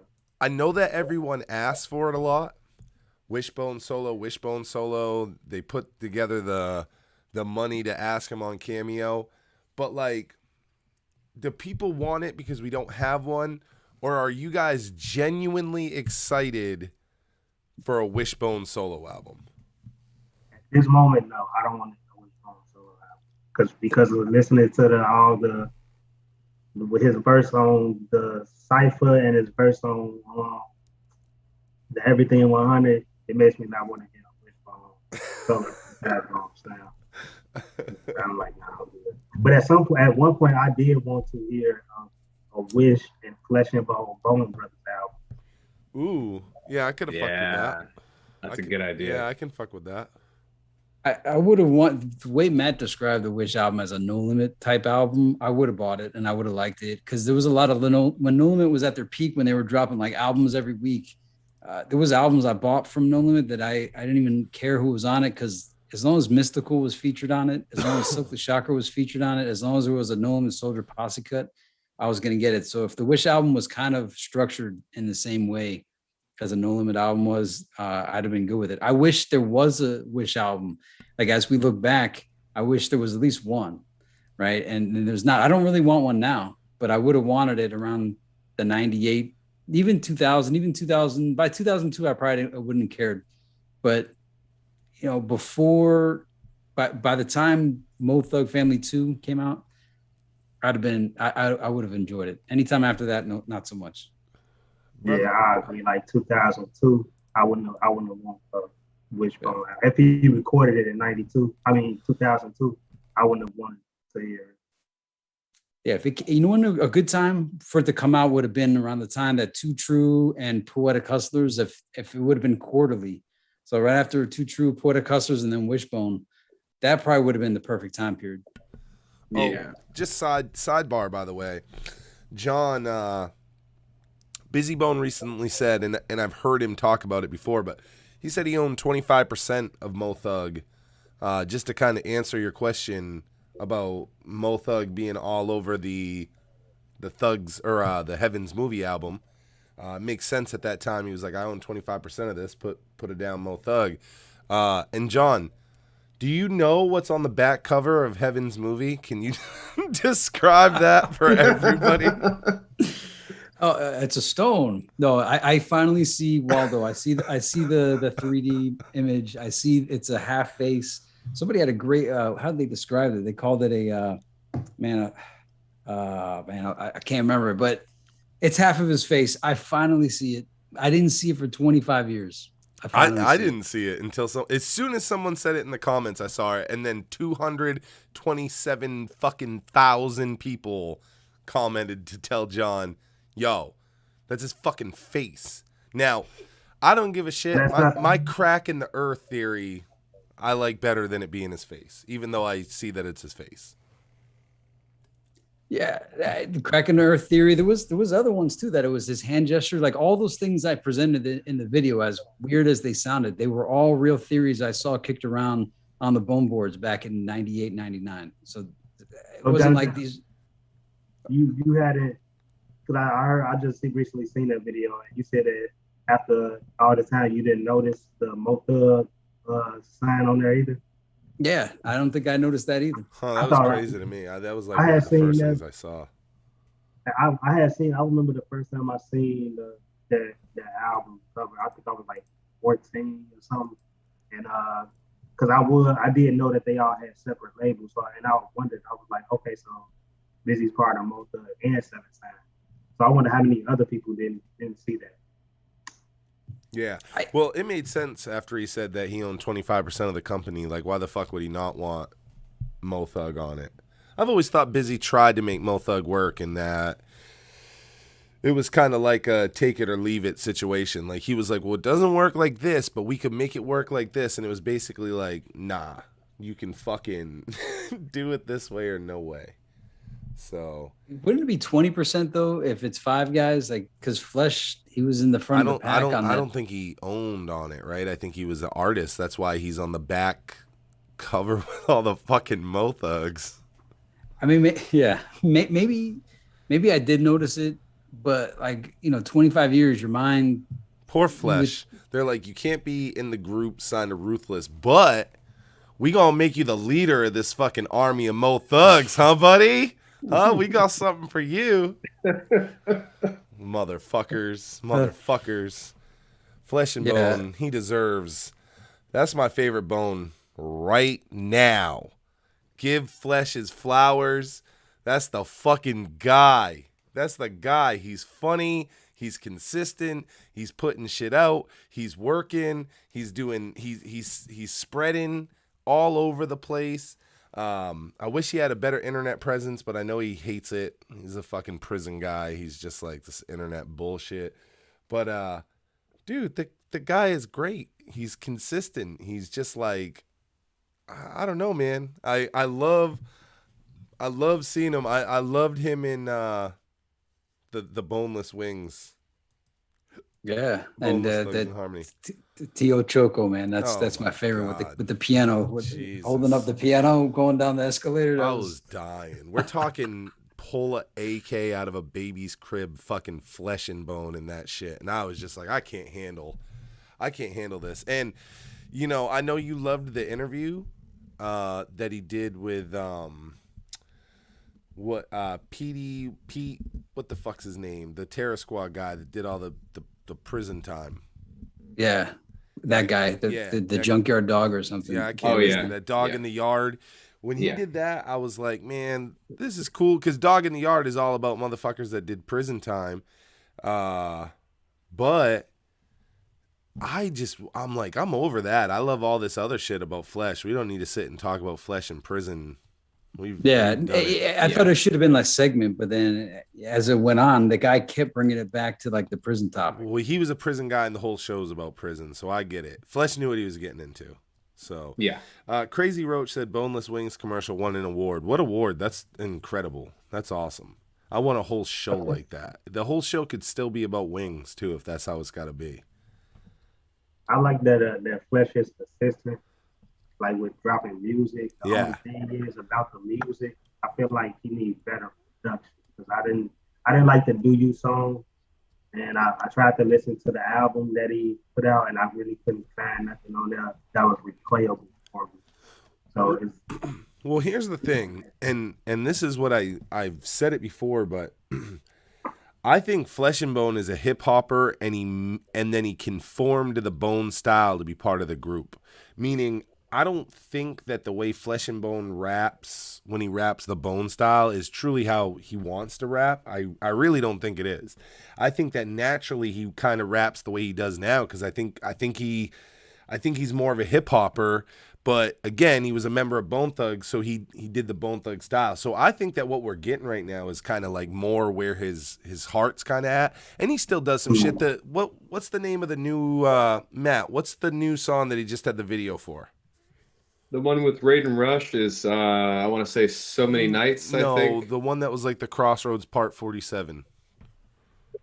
Dedication. Okay, that shit was good. It's like Bone. Minus the green screen, the video was great. So that was kind of like the Bone style, but like Do You, bro? I don't know. I didn't like it at first either. The doo-doo line. The doo-doo sign, the doo-doo is what makes me like not like it. I was like, okay, but and this is where they dropped the ball on this. Somebody should have gone on TikTok and made a TikTok dance out of that chorus, and Flesh and Bone could probably be a superstar, because that chorus is TikTok worthy with that doo-doo shit in it. It's facts. It's facts. That's a TikTok dance waiting to happen. It's about smoking weed, and people snorting that fucking doo-doo, and I'm like, this is a TikTok dance waiting to happen. Could have been better. Dude, that one grew on me. Like I said, when I seen that one live and I saw the crowd, like they loved hearing that more than the classics. And that chorus when he does that, hey, dude, that must be Buck live. That video is a trip too, man. It's a pretty good video. Yeah, Flesh and Bone knocking the videos out, and none of them are like the Crossroads level, but they're all like pretty decent. Here's another thing too, and I don't know if this happens to you guys, but nearly like all the Bone stuff that ever comes out when they were all original, it would take time to grow on me. And when that Dr. Frankenstein came out, I was like, there's no way this is gonna grow on me. This is so bad. But man, I love it now, man. Me too. It's like it's genius actually. Like at the time, I was like, this is. When it first dropped, I was like, what the heck is this? And I'm like, someday I'm going to realize how genius this is. I experienced those same emotions.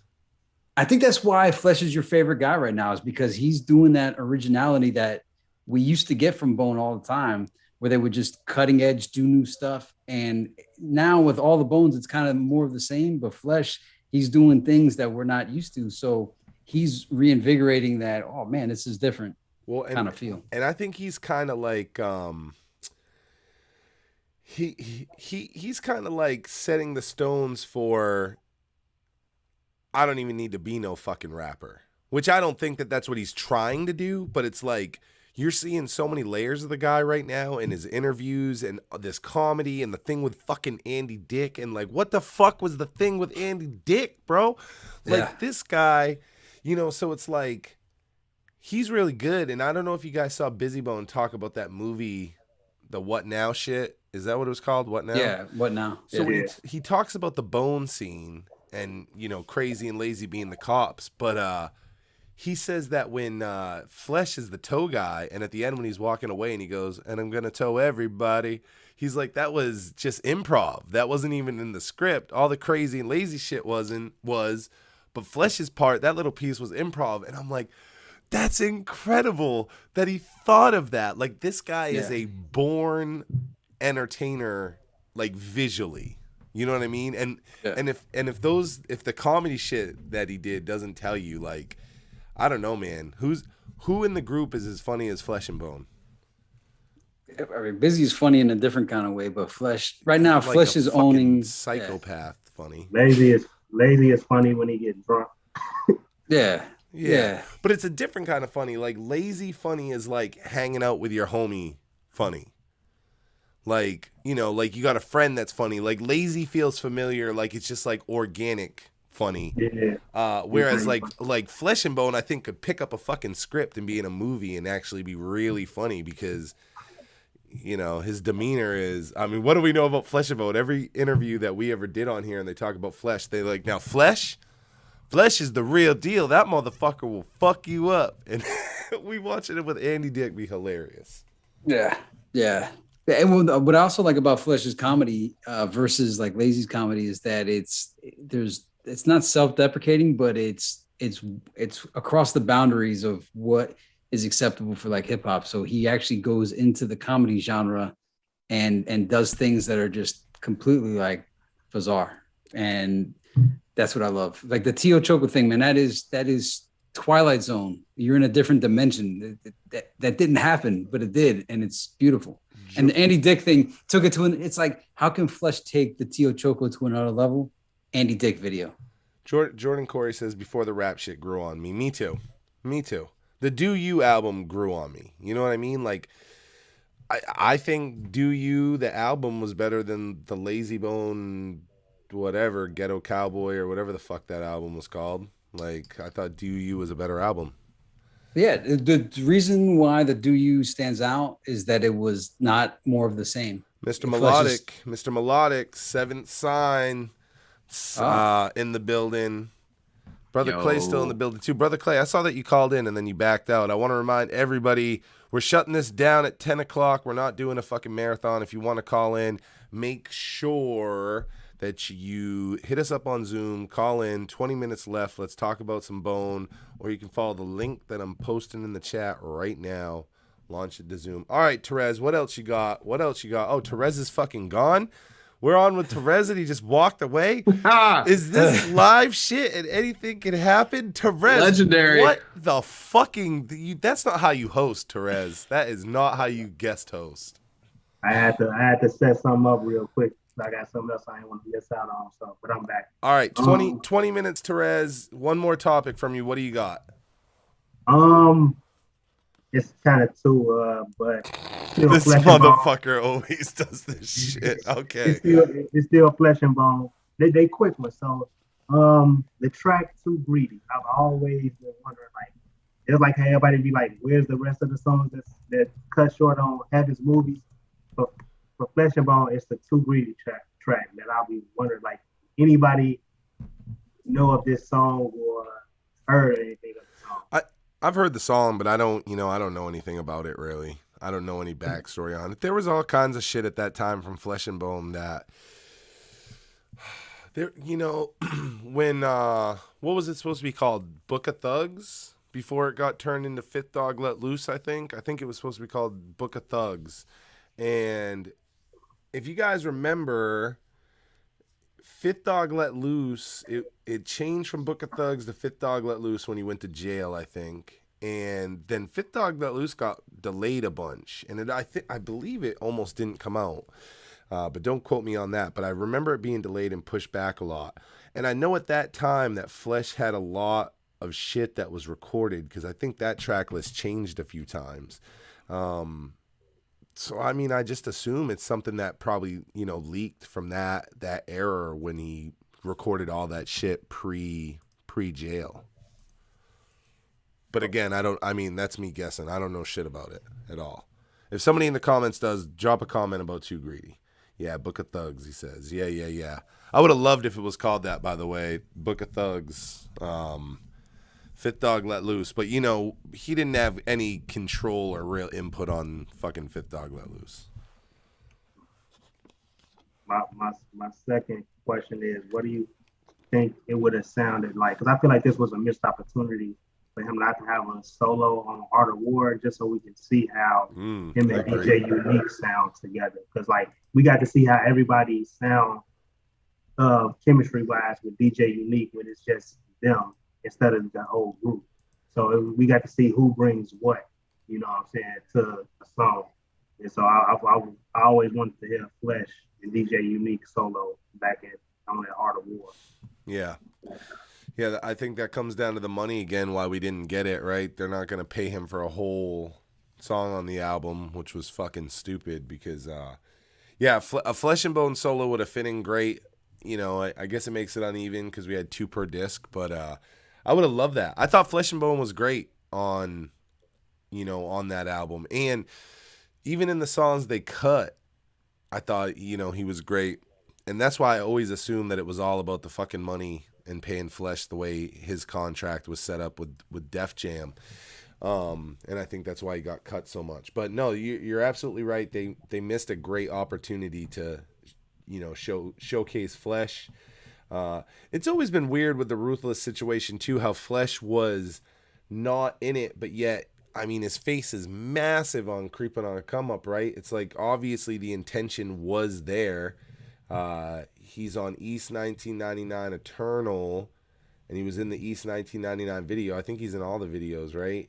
Maybe not. No, I don't think he's in first. Is he in first of the month, sitting around the table with the skulls? I think he's in it. Yeah. Yeah. He's in the video. Is he in the Crossroads video? Oh man, that's a good one. I don't think he's in the probably Crossroads. Is. We can't catch him, probably. That's a good question. I gotta go back and look. But yeah, no, it's always been weird to me that they didn't. It really became apparent during the Art of War that he was the fifth dog. Like, even though we kind of knew it before, like, it became the most clear at the Art of War. Like, this guy's a member, but he's like a member in quotes. It's like Capadonna before ODB died. Like, Capadonna was in Wu-Tang, but he wasn't really in Wu-Tang. He was like the 10th guy. He's like the 10th dog. And during the Art of War, I think it became really clear, like, yeah, Flesh is like in the group, but he's not in the group. The way I saw it was Flesh had an album, a full-length album that dropped in '96. We know he's not on the Crossroads. Is he in the Crossroads video is the question. Right. Well, and he's on that other version of it. Yeah, but yeah. He's on all the other East 1999 videos. So he's in Voodoo Lovers. Yeah. I gotta go back and look. Maybe I think he would have stuck out more, right? If he was there. Yeah, he would have. God, what a miss that is too. If poor Flesh isn't in it, that's a miss. He should have been in it. Flesh had a whole album out, and I think all those solos were to prequel solo albums coming out. A busy solo, a crazy solo, a lazy solo, and Wish even had a solo on there. Michael Haygood says he's in the Crossroads video. Crazy Roach just said no, he's not in the video. So there we go. Let's fight. let's go. Let's find Wish. I noticed it in there. Well, there's that other version of it where it's all in the church, or mostly in the church. You remember that? There's like two different. Yeah, he's definitely cuts. not in that shit. Yeah, they got like the church shit. The Crossroads was so big that I even had an adult contemporary version. Did anybody ever hear the AC mix of the Crossroads, which is basically just the instrumental, and every once in a while a piece of the vocal will come in, like the key pieces of the vocals will just like come in and out. But it was huge. The Crossroads was so big that they put it on as many platforms as they could, including adult contemporary. Wild. I remember that, like, you'd hear it at the gym or like at Safeway at the grocery store, right? Yeah. When Man. and it was just like I said, very select pieces of the vocals. Yeah, the safe stuff, the work safe stuff. Yeah. Right? Hey, let's throw this question out to everybody too.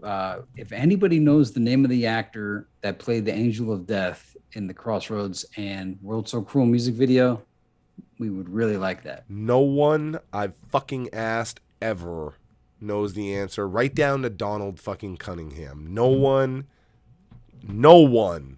No one knows, like the way no one has fucking called in tonight except for fucking Therese and, I guess Trio, who we just lost. We got 2 callers tonight. I'm just calling y'all out on your bullshit. There's about 13 minutes left. Therese, I'm going to give you one more because nobody called in. One more. Give me one more. To make this is a good one, Therese. This is the one everybody's going to remember you giving. They always remember the last song. You know what sucks? When I'm put on the spot, I have all these stuff. I'll be having all these stuff later. This I'm guy like, be in the comments with 400 questions. Well, that's what I do. That's my man. It ain't even coming to me right now. Let's see if we got a question for Therese then. We can have him. Well, Therese, did you like Leaves of Legends? I like it. I like the vibe of Leaves of Legends. Yeah, I do. I've been rocking it. I thought I wasn't going to like it because I ain't really feeling what was it? Because it was only a few tracks that I liked off the hit list, what's that song? The Quick Fix. Oh, the Quick Fix, yeah. Volume 2. Crazy Roach says, my main question on the Crossroads video is why Busy wasn't on the mountain with the other 3 with the carts, because he didn't sell his soul to the devil, bro. Okay, keep going. He was Therese. on that. He was on the car though. Like he wasn't in the camera. He was just on the Yeah, side I was gonna say I thought I saw behind the scenes shit that shows them all up there being rained on with artificial rain and shit. Yeah. And Therese, who's your favorite member, Bone? Damn. Don't worry, you won't hurt the rest of their feelings. They don't watch the show. Yeah. Damn. If you don't have, I was just curious. I wasn't trying to make you choose who your favorite It'd be relative. It'd be going back and forth between the most top 3, I guess. Lazy, Busy, and Crazy. Like one day I'm all lazy, one day I'm all crazy, and one day it varies. And this question is for you and the comment section is: did you actively follow Lazy Bone's solo career after Alberna? No. I don't give a fuck what anybody says. That's most people. No, I didn't. I guess a lot of people got to realize, like, I'm kind of young, so like I wasn't. I got onto Bone when I was 14, and that was the year 2004 or 05. That's so you were late. My Bone. Yeah, that wasn't. So when I got into Bone, like I got all that stuff at one time. Like, so I heard you were lucky. You got to go back and experience all that shit. Boom, boom, boom, boom, boom. It was hell waiting for the Art of War. It was hell. Yeah, I heard Alpha and Omega and Gemini Good versus Evil before I even heard East 1999 Eternal. Wow. Yeah, man, that's like Star Wars fans catching all the prequels and sequels first. Man, that's wild. So when I hear those albums, like them songs from them albums today, that's nostalgia for me. Like I know that's crazy to hear from people that had, like how you said, had to wait for all, but like for me, like those albums bring me back memories back to when I was in 7th and 8th grade and stuff like that. So, when I heard what was it? Was it Star Thug by Nature? Mm. I didn't even listen to it because I didn't like the cover of it. I recently, the first time I heard Thug by Nature was recently due to the Beyond the Harmony podcast. I'm like, let me try to get this a listen. Thug by Nature has the best intro of any of the solos albums. point blank. The intro to Thug by Nature is better than every intro on any of their other solo albums. Yeah. And I thought I heard that on the Bone Greatest album. I didn't even hear that on Thug by Nature. That's a good point. On Greatest Hits. All right, Now, Terez, I got to cut you off because I see Brother Clay calling in, and I got 6 minutes. So, Terez, you're our favorite caller. Hey, we're going to try to do this once a month. What do you talking think? to you, man. What do you Now think? I got, before we bring Clay on, you asked me that I have one more, and this one is another real quick one. Because it's referring to me getting everything, all the Bone stuff at one time. Lay it on me. When the Resurrection and the Collection Volume 2, I used to think that the cover to Collection Volume 2 was the cover to Resurrection because it looks like that's what it should have been the cover. Yeah, Julio talked about that. Have you heard the Julio interview? Yeah. Yeah, he talks about it a little bit, how those that was supposed to be for it, and I can't remember because he got confused because he's like, at first he thought they didn't do a photo shoot, and then I asked him about the collection, and he's like, oh shit, he's like, you're right. He's like, I don't know why the fuck we went with that weirdo fucking cracking earth shit, except I guess, that's Jesus resurrection shit, right? Like, so I would assume that that's why they did it. But I was in the same boat. I asked him about it. It makes sense. I wasn't wrong. You weren't wrong. I wasn't wrong. I was taking the Resurrection season. Yeah. The Collection Volume 2 cover. And before we even did Beyond the Harmony, Cecil and I used to talk about that same exact thing. So yeah, we're there with you on that one. Yeah, and they, all those other photos were used for Resurrection. Okay. So yeah, they're on the inside cover, and they were used on all the promo shit. I don't know why they didn't use it for the cover. Terez, our favorite caller, we appreciate you, brother. All right, thank y'all. All right, homie. We'll catch you on the next one. Terez, the one, the only. He's a long-time caller, long-time listener. 5 minutes, Brother Clay, last caller of the night. Last caller of the night. Brother Clay, what's happening? What's going on, everybody? We chilling, just doing a little Thug Thursday. It's dope, man. I heard the beginning you were talking about the Mercury song. I thought it was dope. I just looked, a couple million people like it, Yeah, or at least checked it out. So it's dope. It's dope. Yeah, Merc's got a big online presence, so it was people think it was good for Mercules, but that song was good for Bone. Yeah.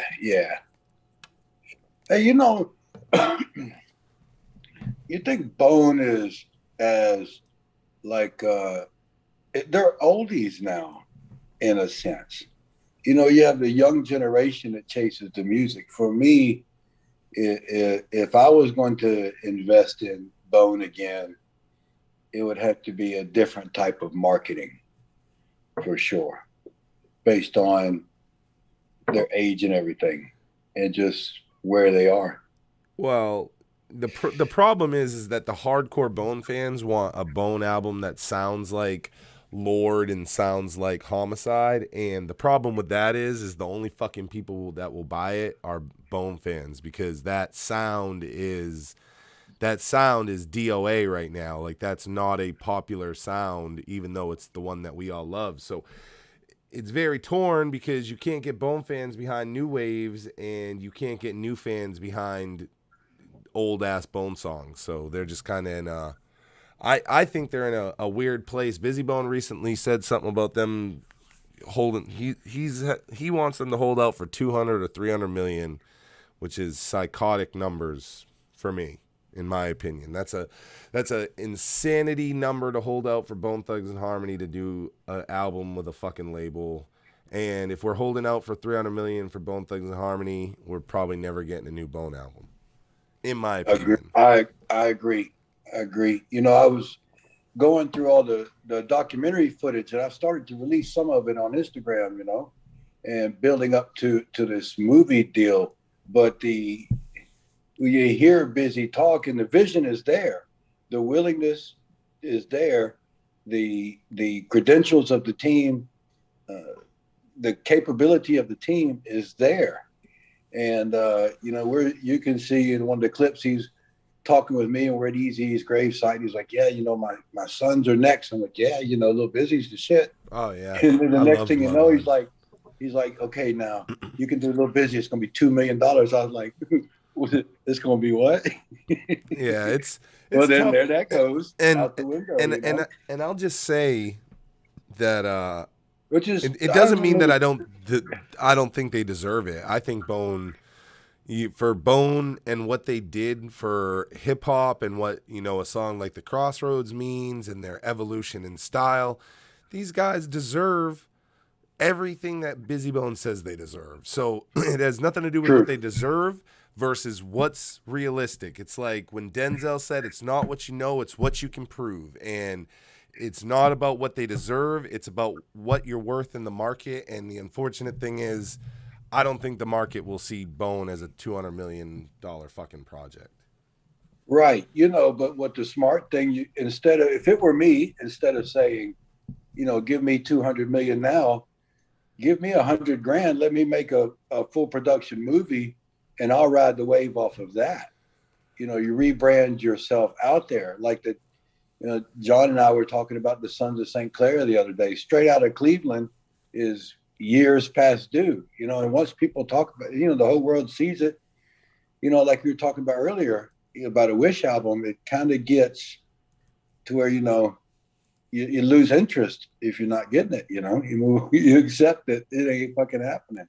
That's why I'm really glad that Leaves of Legends, you know, actually came out, because Crazy promoted it, and I was like, fuck, man, promote so much shit to us that doesn't come out. So I was really hyped that it came out, you know, because that piece is important as well, is that there's so many failed projects that are, I don't know if people get excited and they jump the gun and just say some shit, or they decide to cancel it. I don't really know, but it was good to see Leaves of Legends actually come out as promised.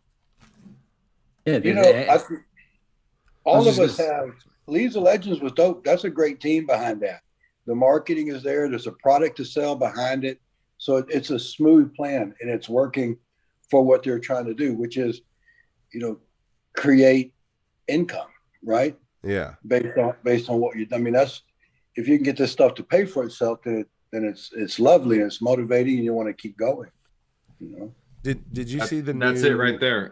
I didn't really make a comment on Leaves of Legend or too much, but Clay, you just said everything that was in my mind. He was doing it to create a brand, to create income. He's a businessman. Yeah, it was very good, very smart. You know you know that brand now if you're a Bone fan. You knew it anyway, but now it's really like there's a fucking album about it, you know. So yeah, it was good. Clay, did you see the new Busy Bone videos, Fake Love or Murder for Hire, and what did you think? Oh, I did. Murder for Hire was the one where he was with the hat and shit, right? Uh-huh. With the trash cans. Yeah. I liked it. Yeah. I liked it. I like to see it because I believe a person like Busy, or all the Bone Thugs and Harmony, one of the things holding them back is not having consistently putting stuff out. You can't have old weapons in this new war, for, you know, lack of better terms, right? Yeah. The old way of doing things, where, you know, you build a product, it may take months and months and months to build, and then you put it on the shelves, is gone. Now you need to stay relevant, and you just got to keep putting stuff out there. The competition is fierce. Yeah. You know, Murder for Hire, I thought was, Busy Bone was phenomenal in it, as far as the character and just like playing that, I'm not going to say Clockwork Orange, but it was just that quirky, different, you know, I hate to say it's fucking crazy. I just think it's part of Busy's persona. And I really liked it. And visually, like quality wise, the video was beautiful as well. But I just thought like the settings and, you know, it just was kind of like boring. It was just kind of boring to watch after you were in it for like a minute or so.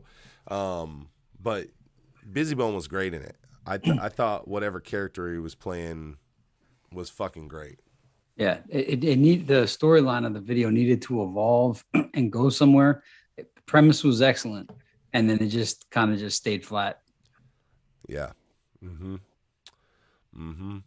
Brother Clay, what you got in the works? Man, I don't know. You know, for me, to be honest with you, is I'm letting go of everything that I've been holding on to. Oh boy, this is some John for Lippy so shit. long, right?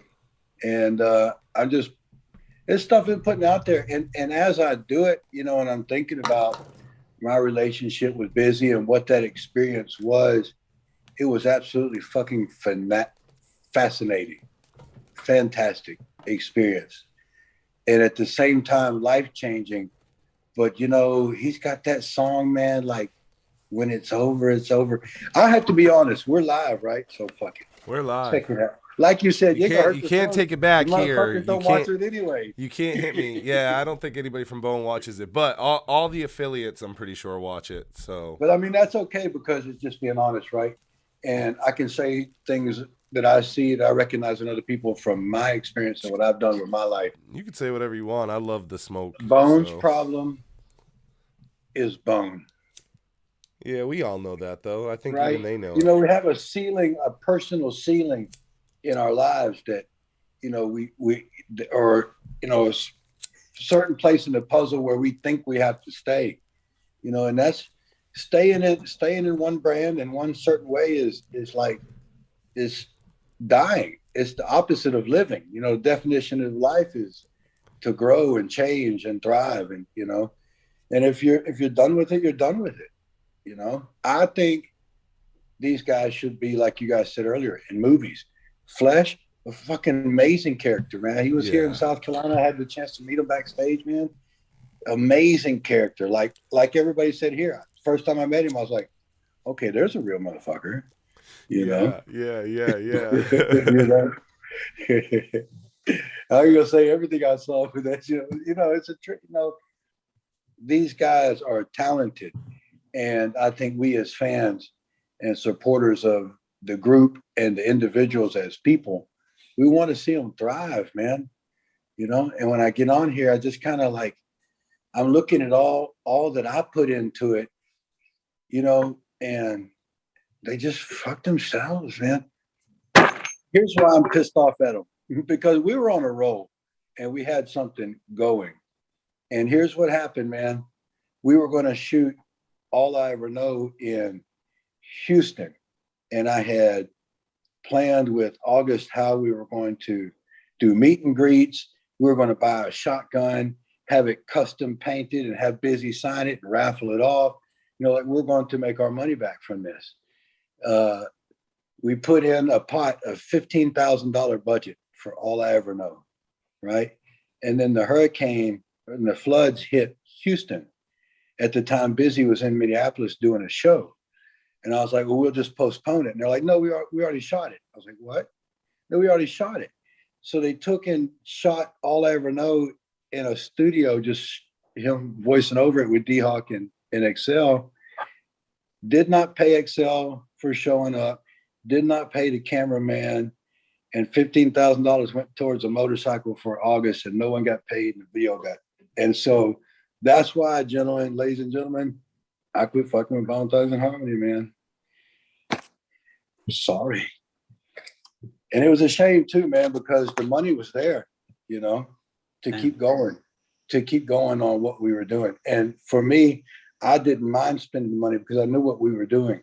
We were rebranding. I was branding myself and utilizing this gentleman's platform of who I respect as an artist and a person because of what he talks about, you know, that like, I'm thinking these gentlemen have actually, I understand Thuggish Ruggish Bone, right? But I also understand growth, you know, and moving on. And so for me, it holds a hard place in my heart, you know, to give so much, man, just to kind of be given the fuck you. And whenever I felt like it was fake, I was pretty much done. And the shame thing for me was I had all this stuff I was sitting on. I look at this fucking movie. I'm here in front of my computer now. There's a fucking movie that no one has seen. And even if you've seen Misery, you haven't seen all this fucking footage. And I can see it. And I'm like, this fucking thing is amazing. But what do I do with it? So part of what I was thinking all day is coming on live with you guys tonight is just say, like, what does this platform think I should do with all of this footage? You know, should we put it out there and let someone else make it? Because honestly, I can't let it consume my life anymore. You know, I'm ready to be done with it. And for me, it was a hobby, a passion, a love. Super grateful for the experience. Learned a lot, loving everything about it, except for the kind of how it ended. But at this point, I don't have to keep doing this. Whether I make music or go to work or stay in fucking bed all day, the checks still keep coming to me. I made sure I put my life in that position. So this hobby of mine, this passion, I kind of feel like for me, it's a time to let it go. You know, what do we do? If I put all the footage out, you know, on Beyond the Harmony, a smart editor is going to pick it up and say, God damn.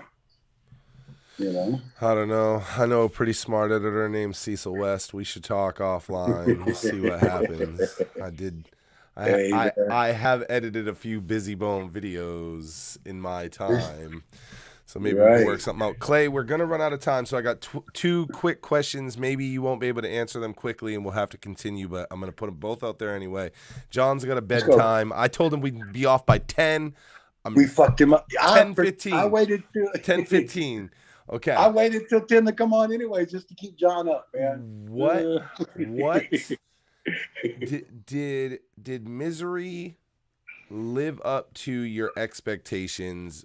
Did you get what you were looking to get out of Misery? Yes and no. Yes, I got what I expected out of Misery based on what I had to work with. I wish I had got more from Busy to work with, and I would have done more. You know, it's crazy how many people, you know, came together to help make it happen. But the Busy part was just one verse, you know, and in the car, he was saying, I wish knew we was going this far. I would have done more. And that was kind of my point from the beginning, like what I'm saying now. Like, when people reach out to you, man, take them seriously, especially if they're throwing cash at you. Well, to be fair, the guy gets he probably does a lot of verses for people that don't do shit at all. He does. And it's I lost. can see that. But I mean, like, I had to, here's how long it took me to catch up with him. They were like, come to Vegas and you could see him. I was like, okay. So I flew to Vegas. He wasn't there. They were like, he's in LA. And I flew to LA and they're like, oh, he's in Houston. And I was like, fuck. So that's what, like, I had to push through all of that shit, you know, to get it done. I think we could have done more. But as far as what we got from it, like I'm telling you now, I still have stuff people hadn't seen that is of great value. So yes, when it came time to do the job, right, the dude showed up. He was professional. Everyone did their job. The cameras were great. Production team was great. So yes, you know, and Misery means more to me than I don't know if it does for anyone else. I made my first $1 million in 2016, and I was really happy and comfortable with my life, but I wasn't comfortable with myself. And all of my life I had been through, it seemed like I've been locked up a lot. And I said a prayer to God, man, I got some things in my life I want to change. And I don't want you to lock me up anymore because I don't think I'll ever get out. And then Misery happened and my life changed. And everything I asked God for that night 5 years ago or whatever it was, is a reality in my life today. So thank you, Jesus. Last question, Clay. Last time we did a live, we had you on. We dropped the bombshell that Brother Clay contains what we believe may be the last DMX prayer recorded. And at that time, you said, I don't know what I'm going to do with it. Here we are 2 months since that live. Is there any progress on what, again, may very well be the very last recorded DMX prayer? It's a very, very difficult thing because for me, it's the same path that I've been through before with Busy. It's a huge team and a lot of people involved. And to do it the way I want to do it is kind of expensive. And it's like you said earlier, you know, an artist may go through a lot of stuff, or to get a lot of stuff that just is dropped. And I think over the past few years, I've just put a lot of stuff out there. And this thing here has to be, it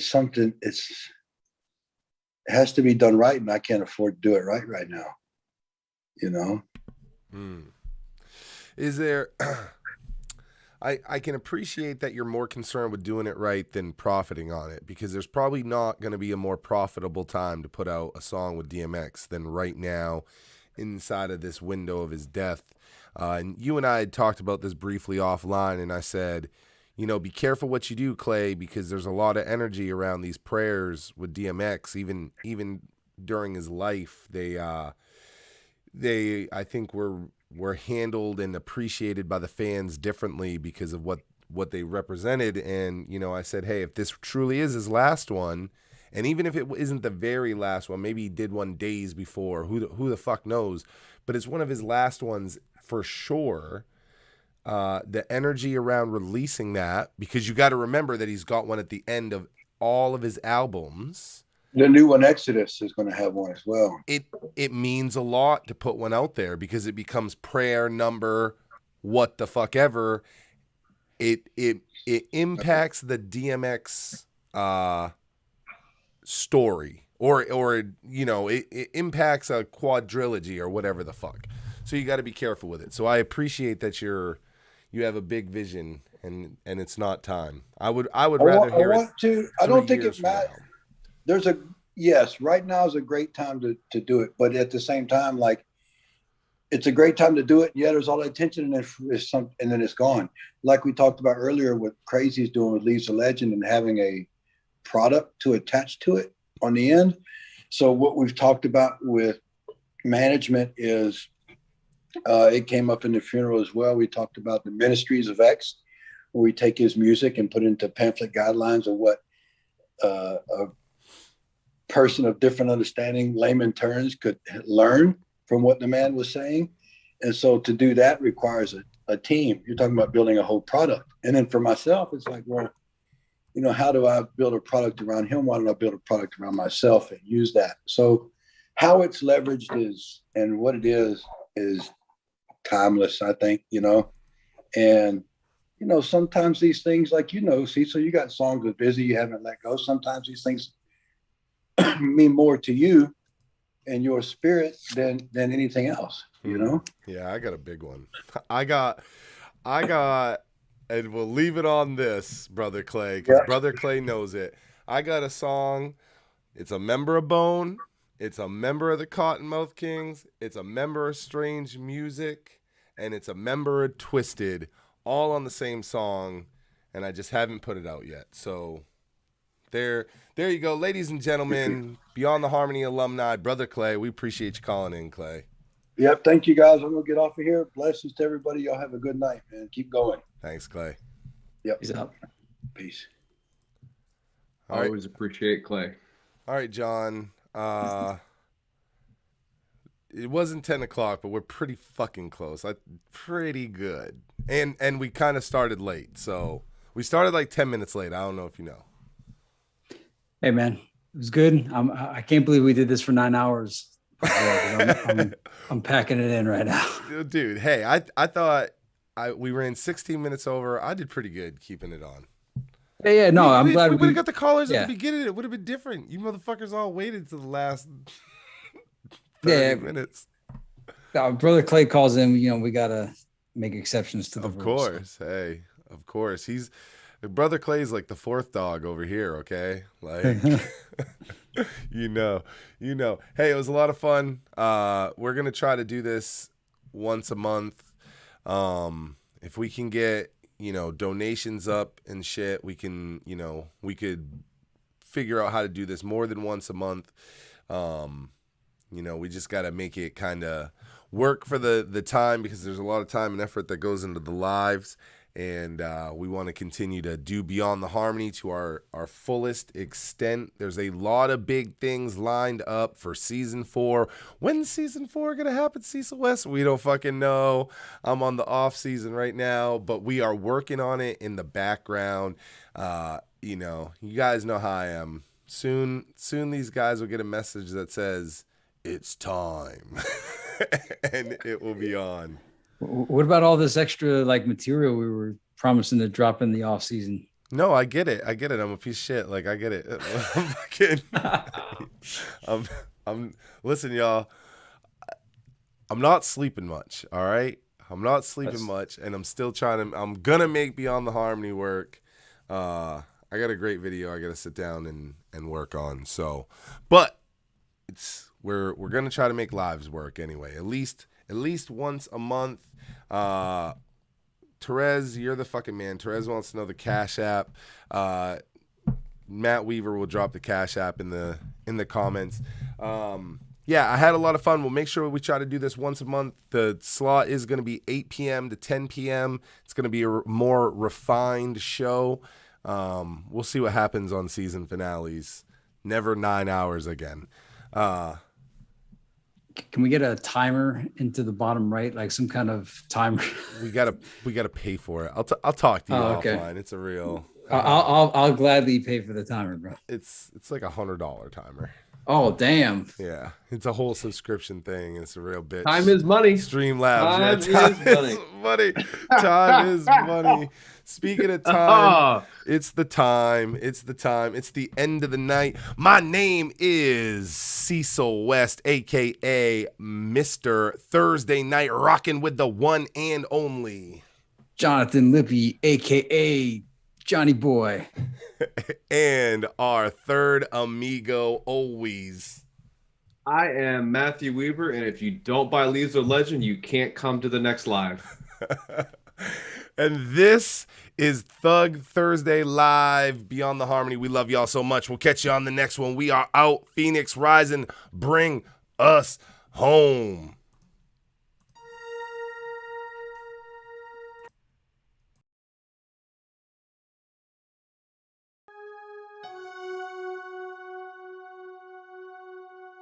Beyond the harmony for the fans we celebrate.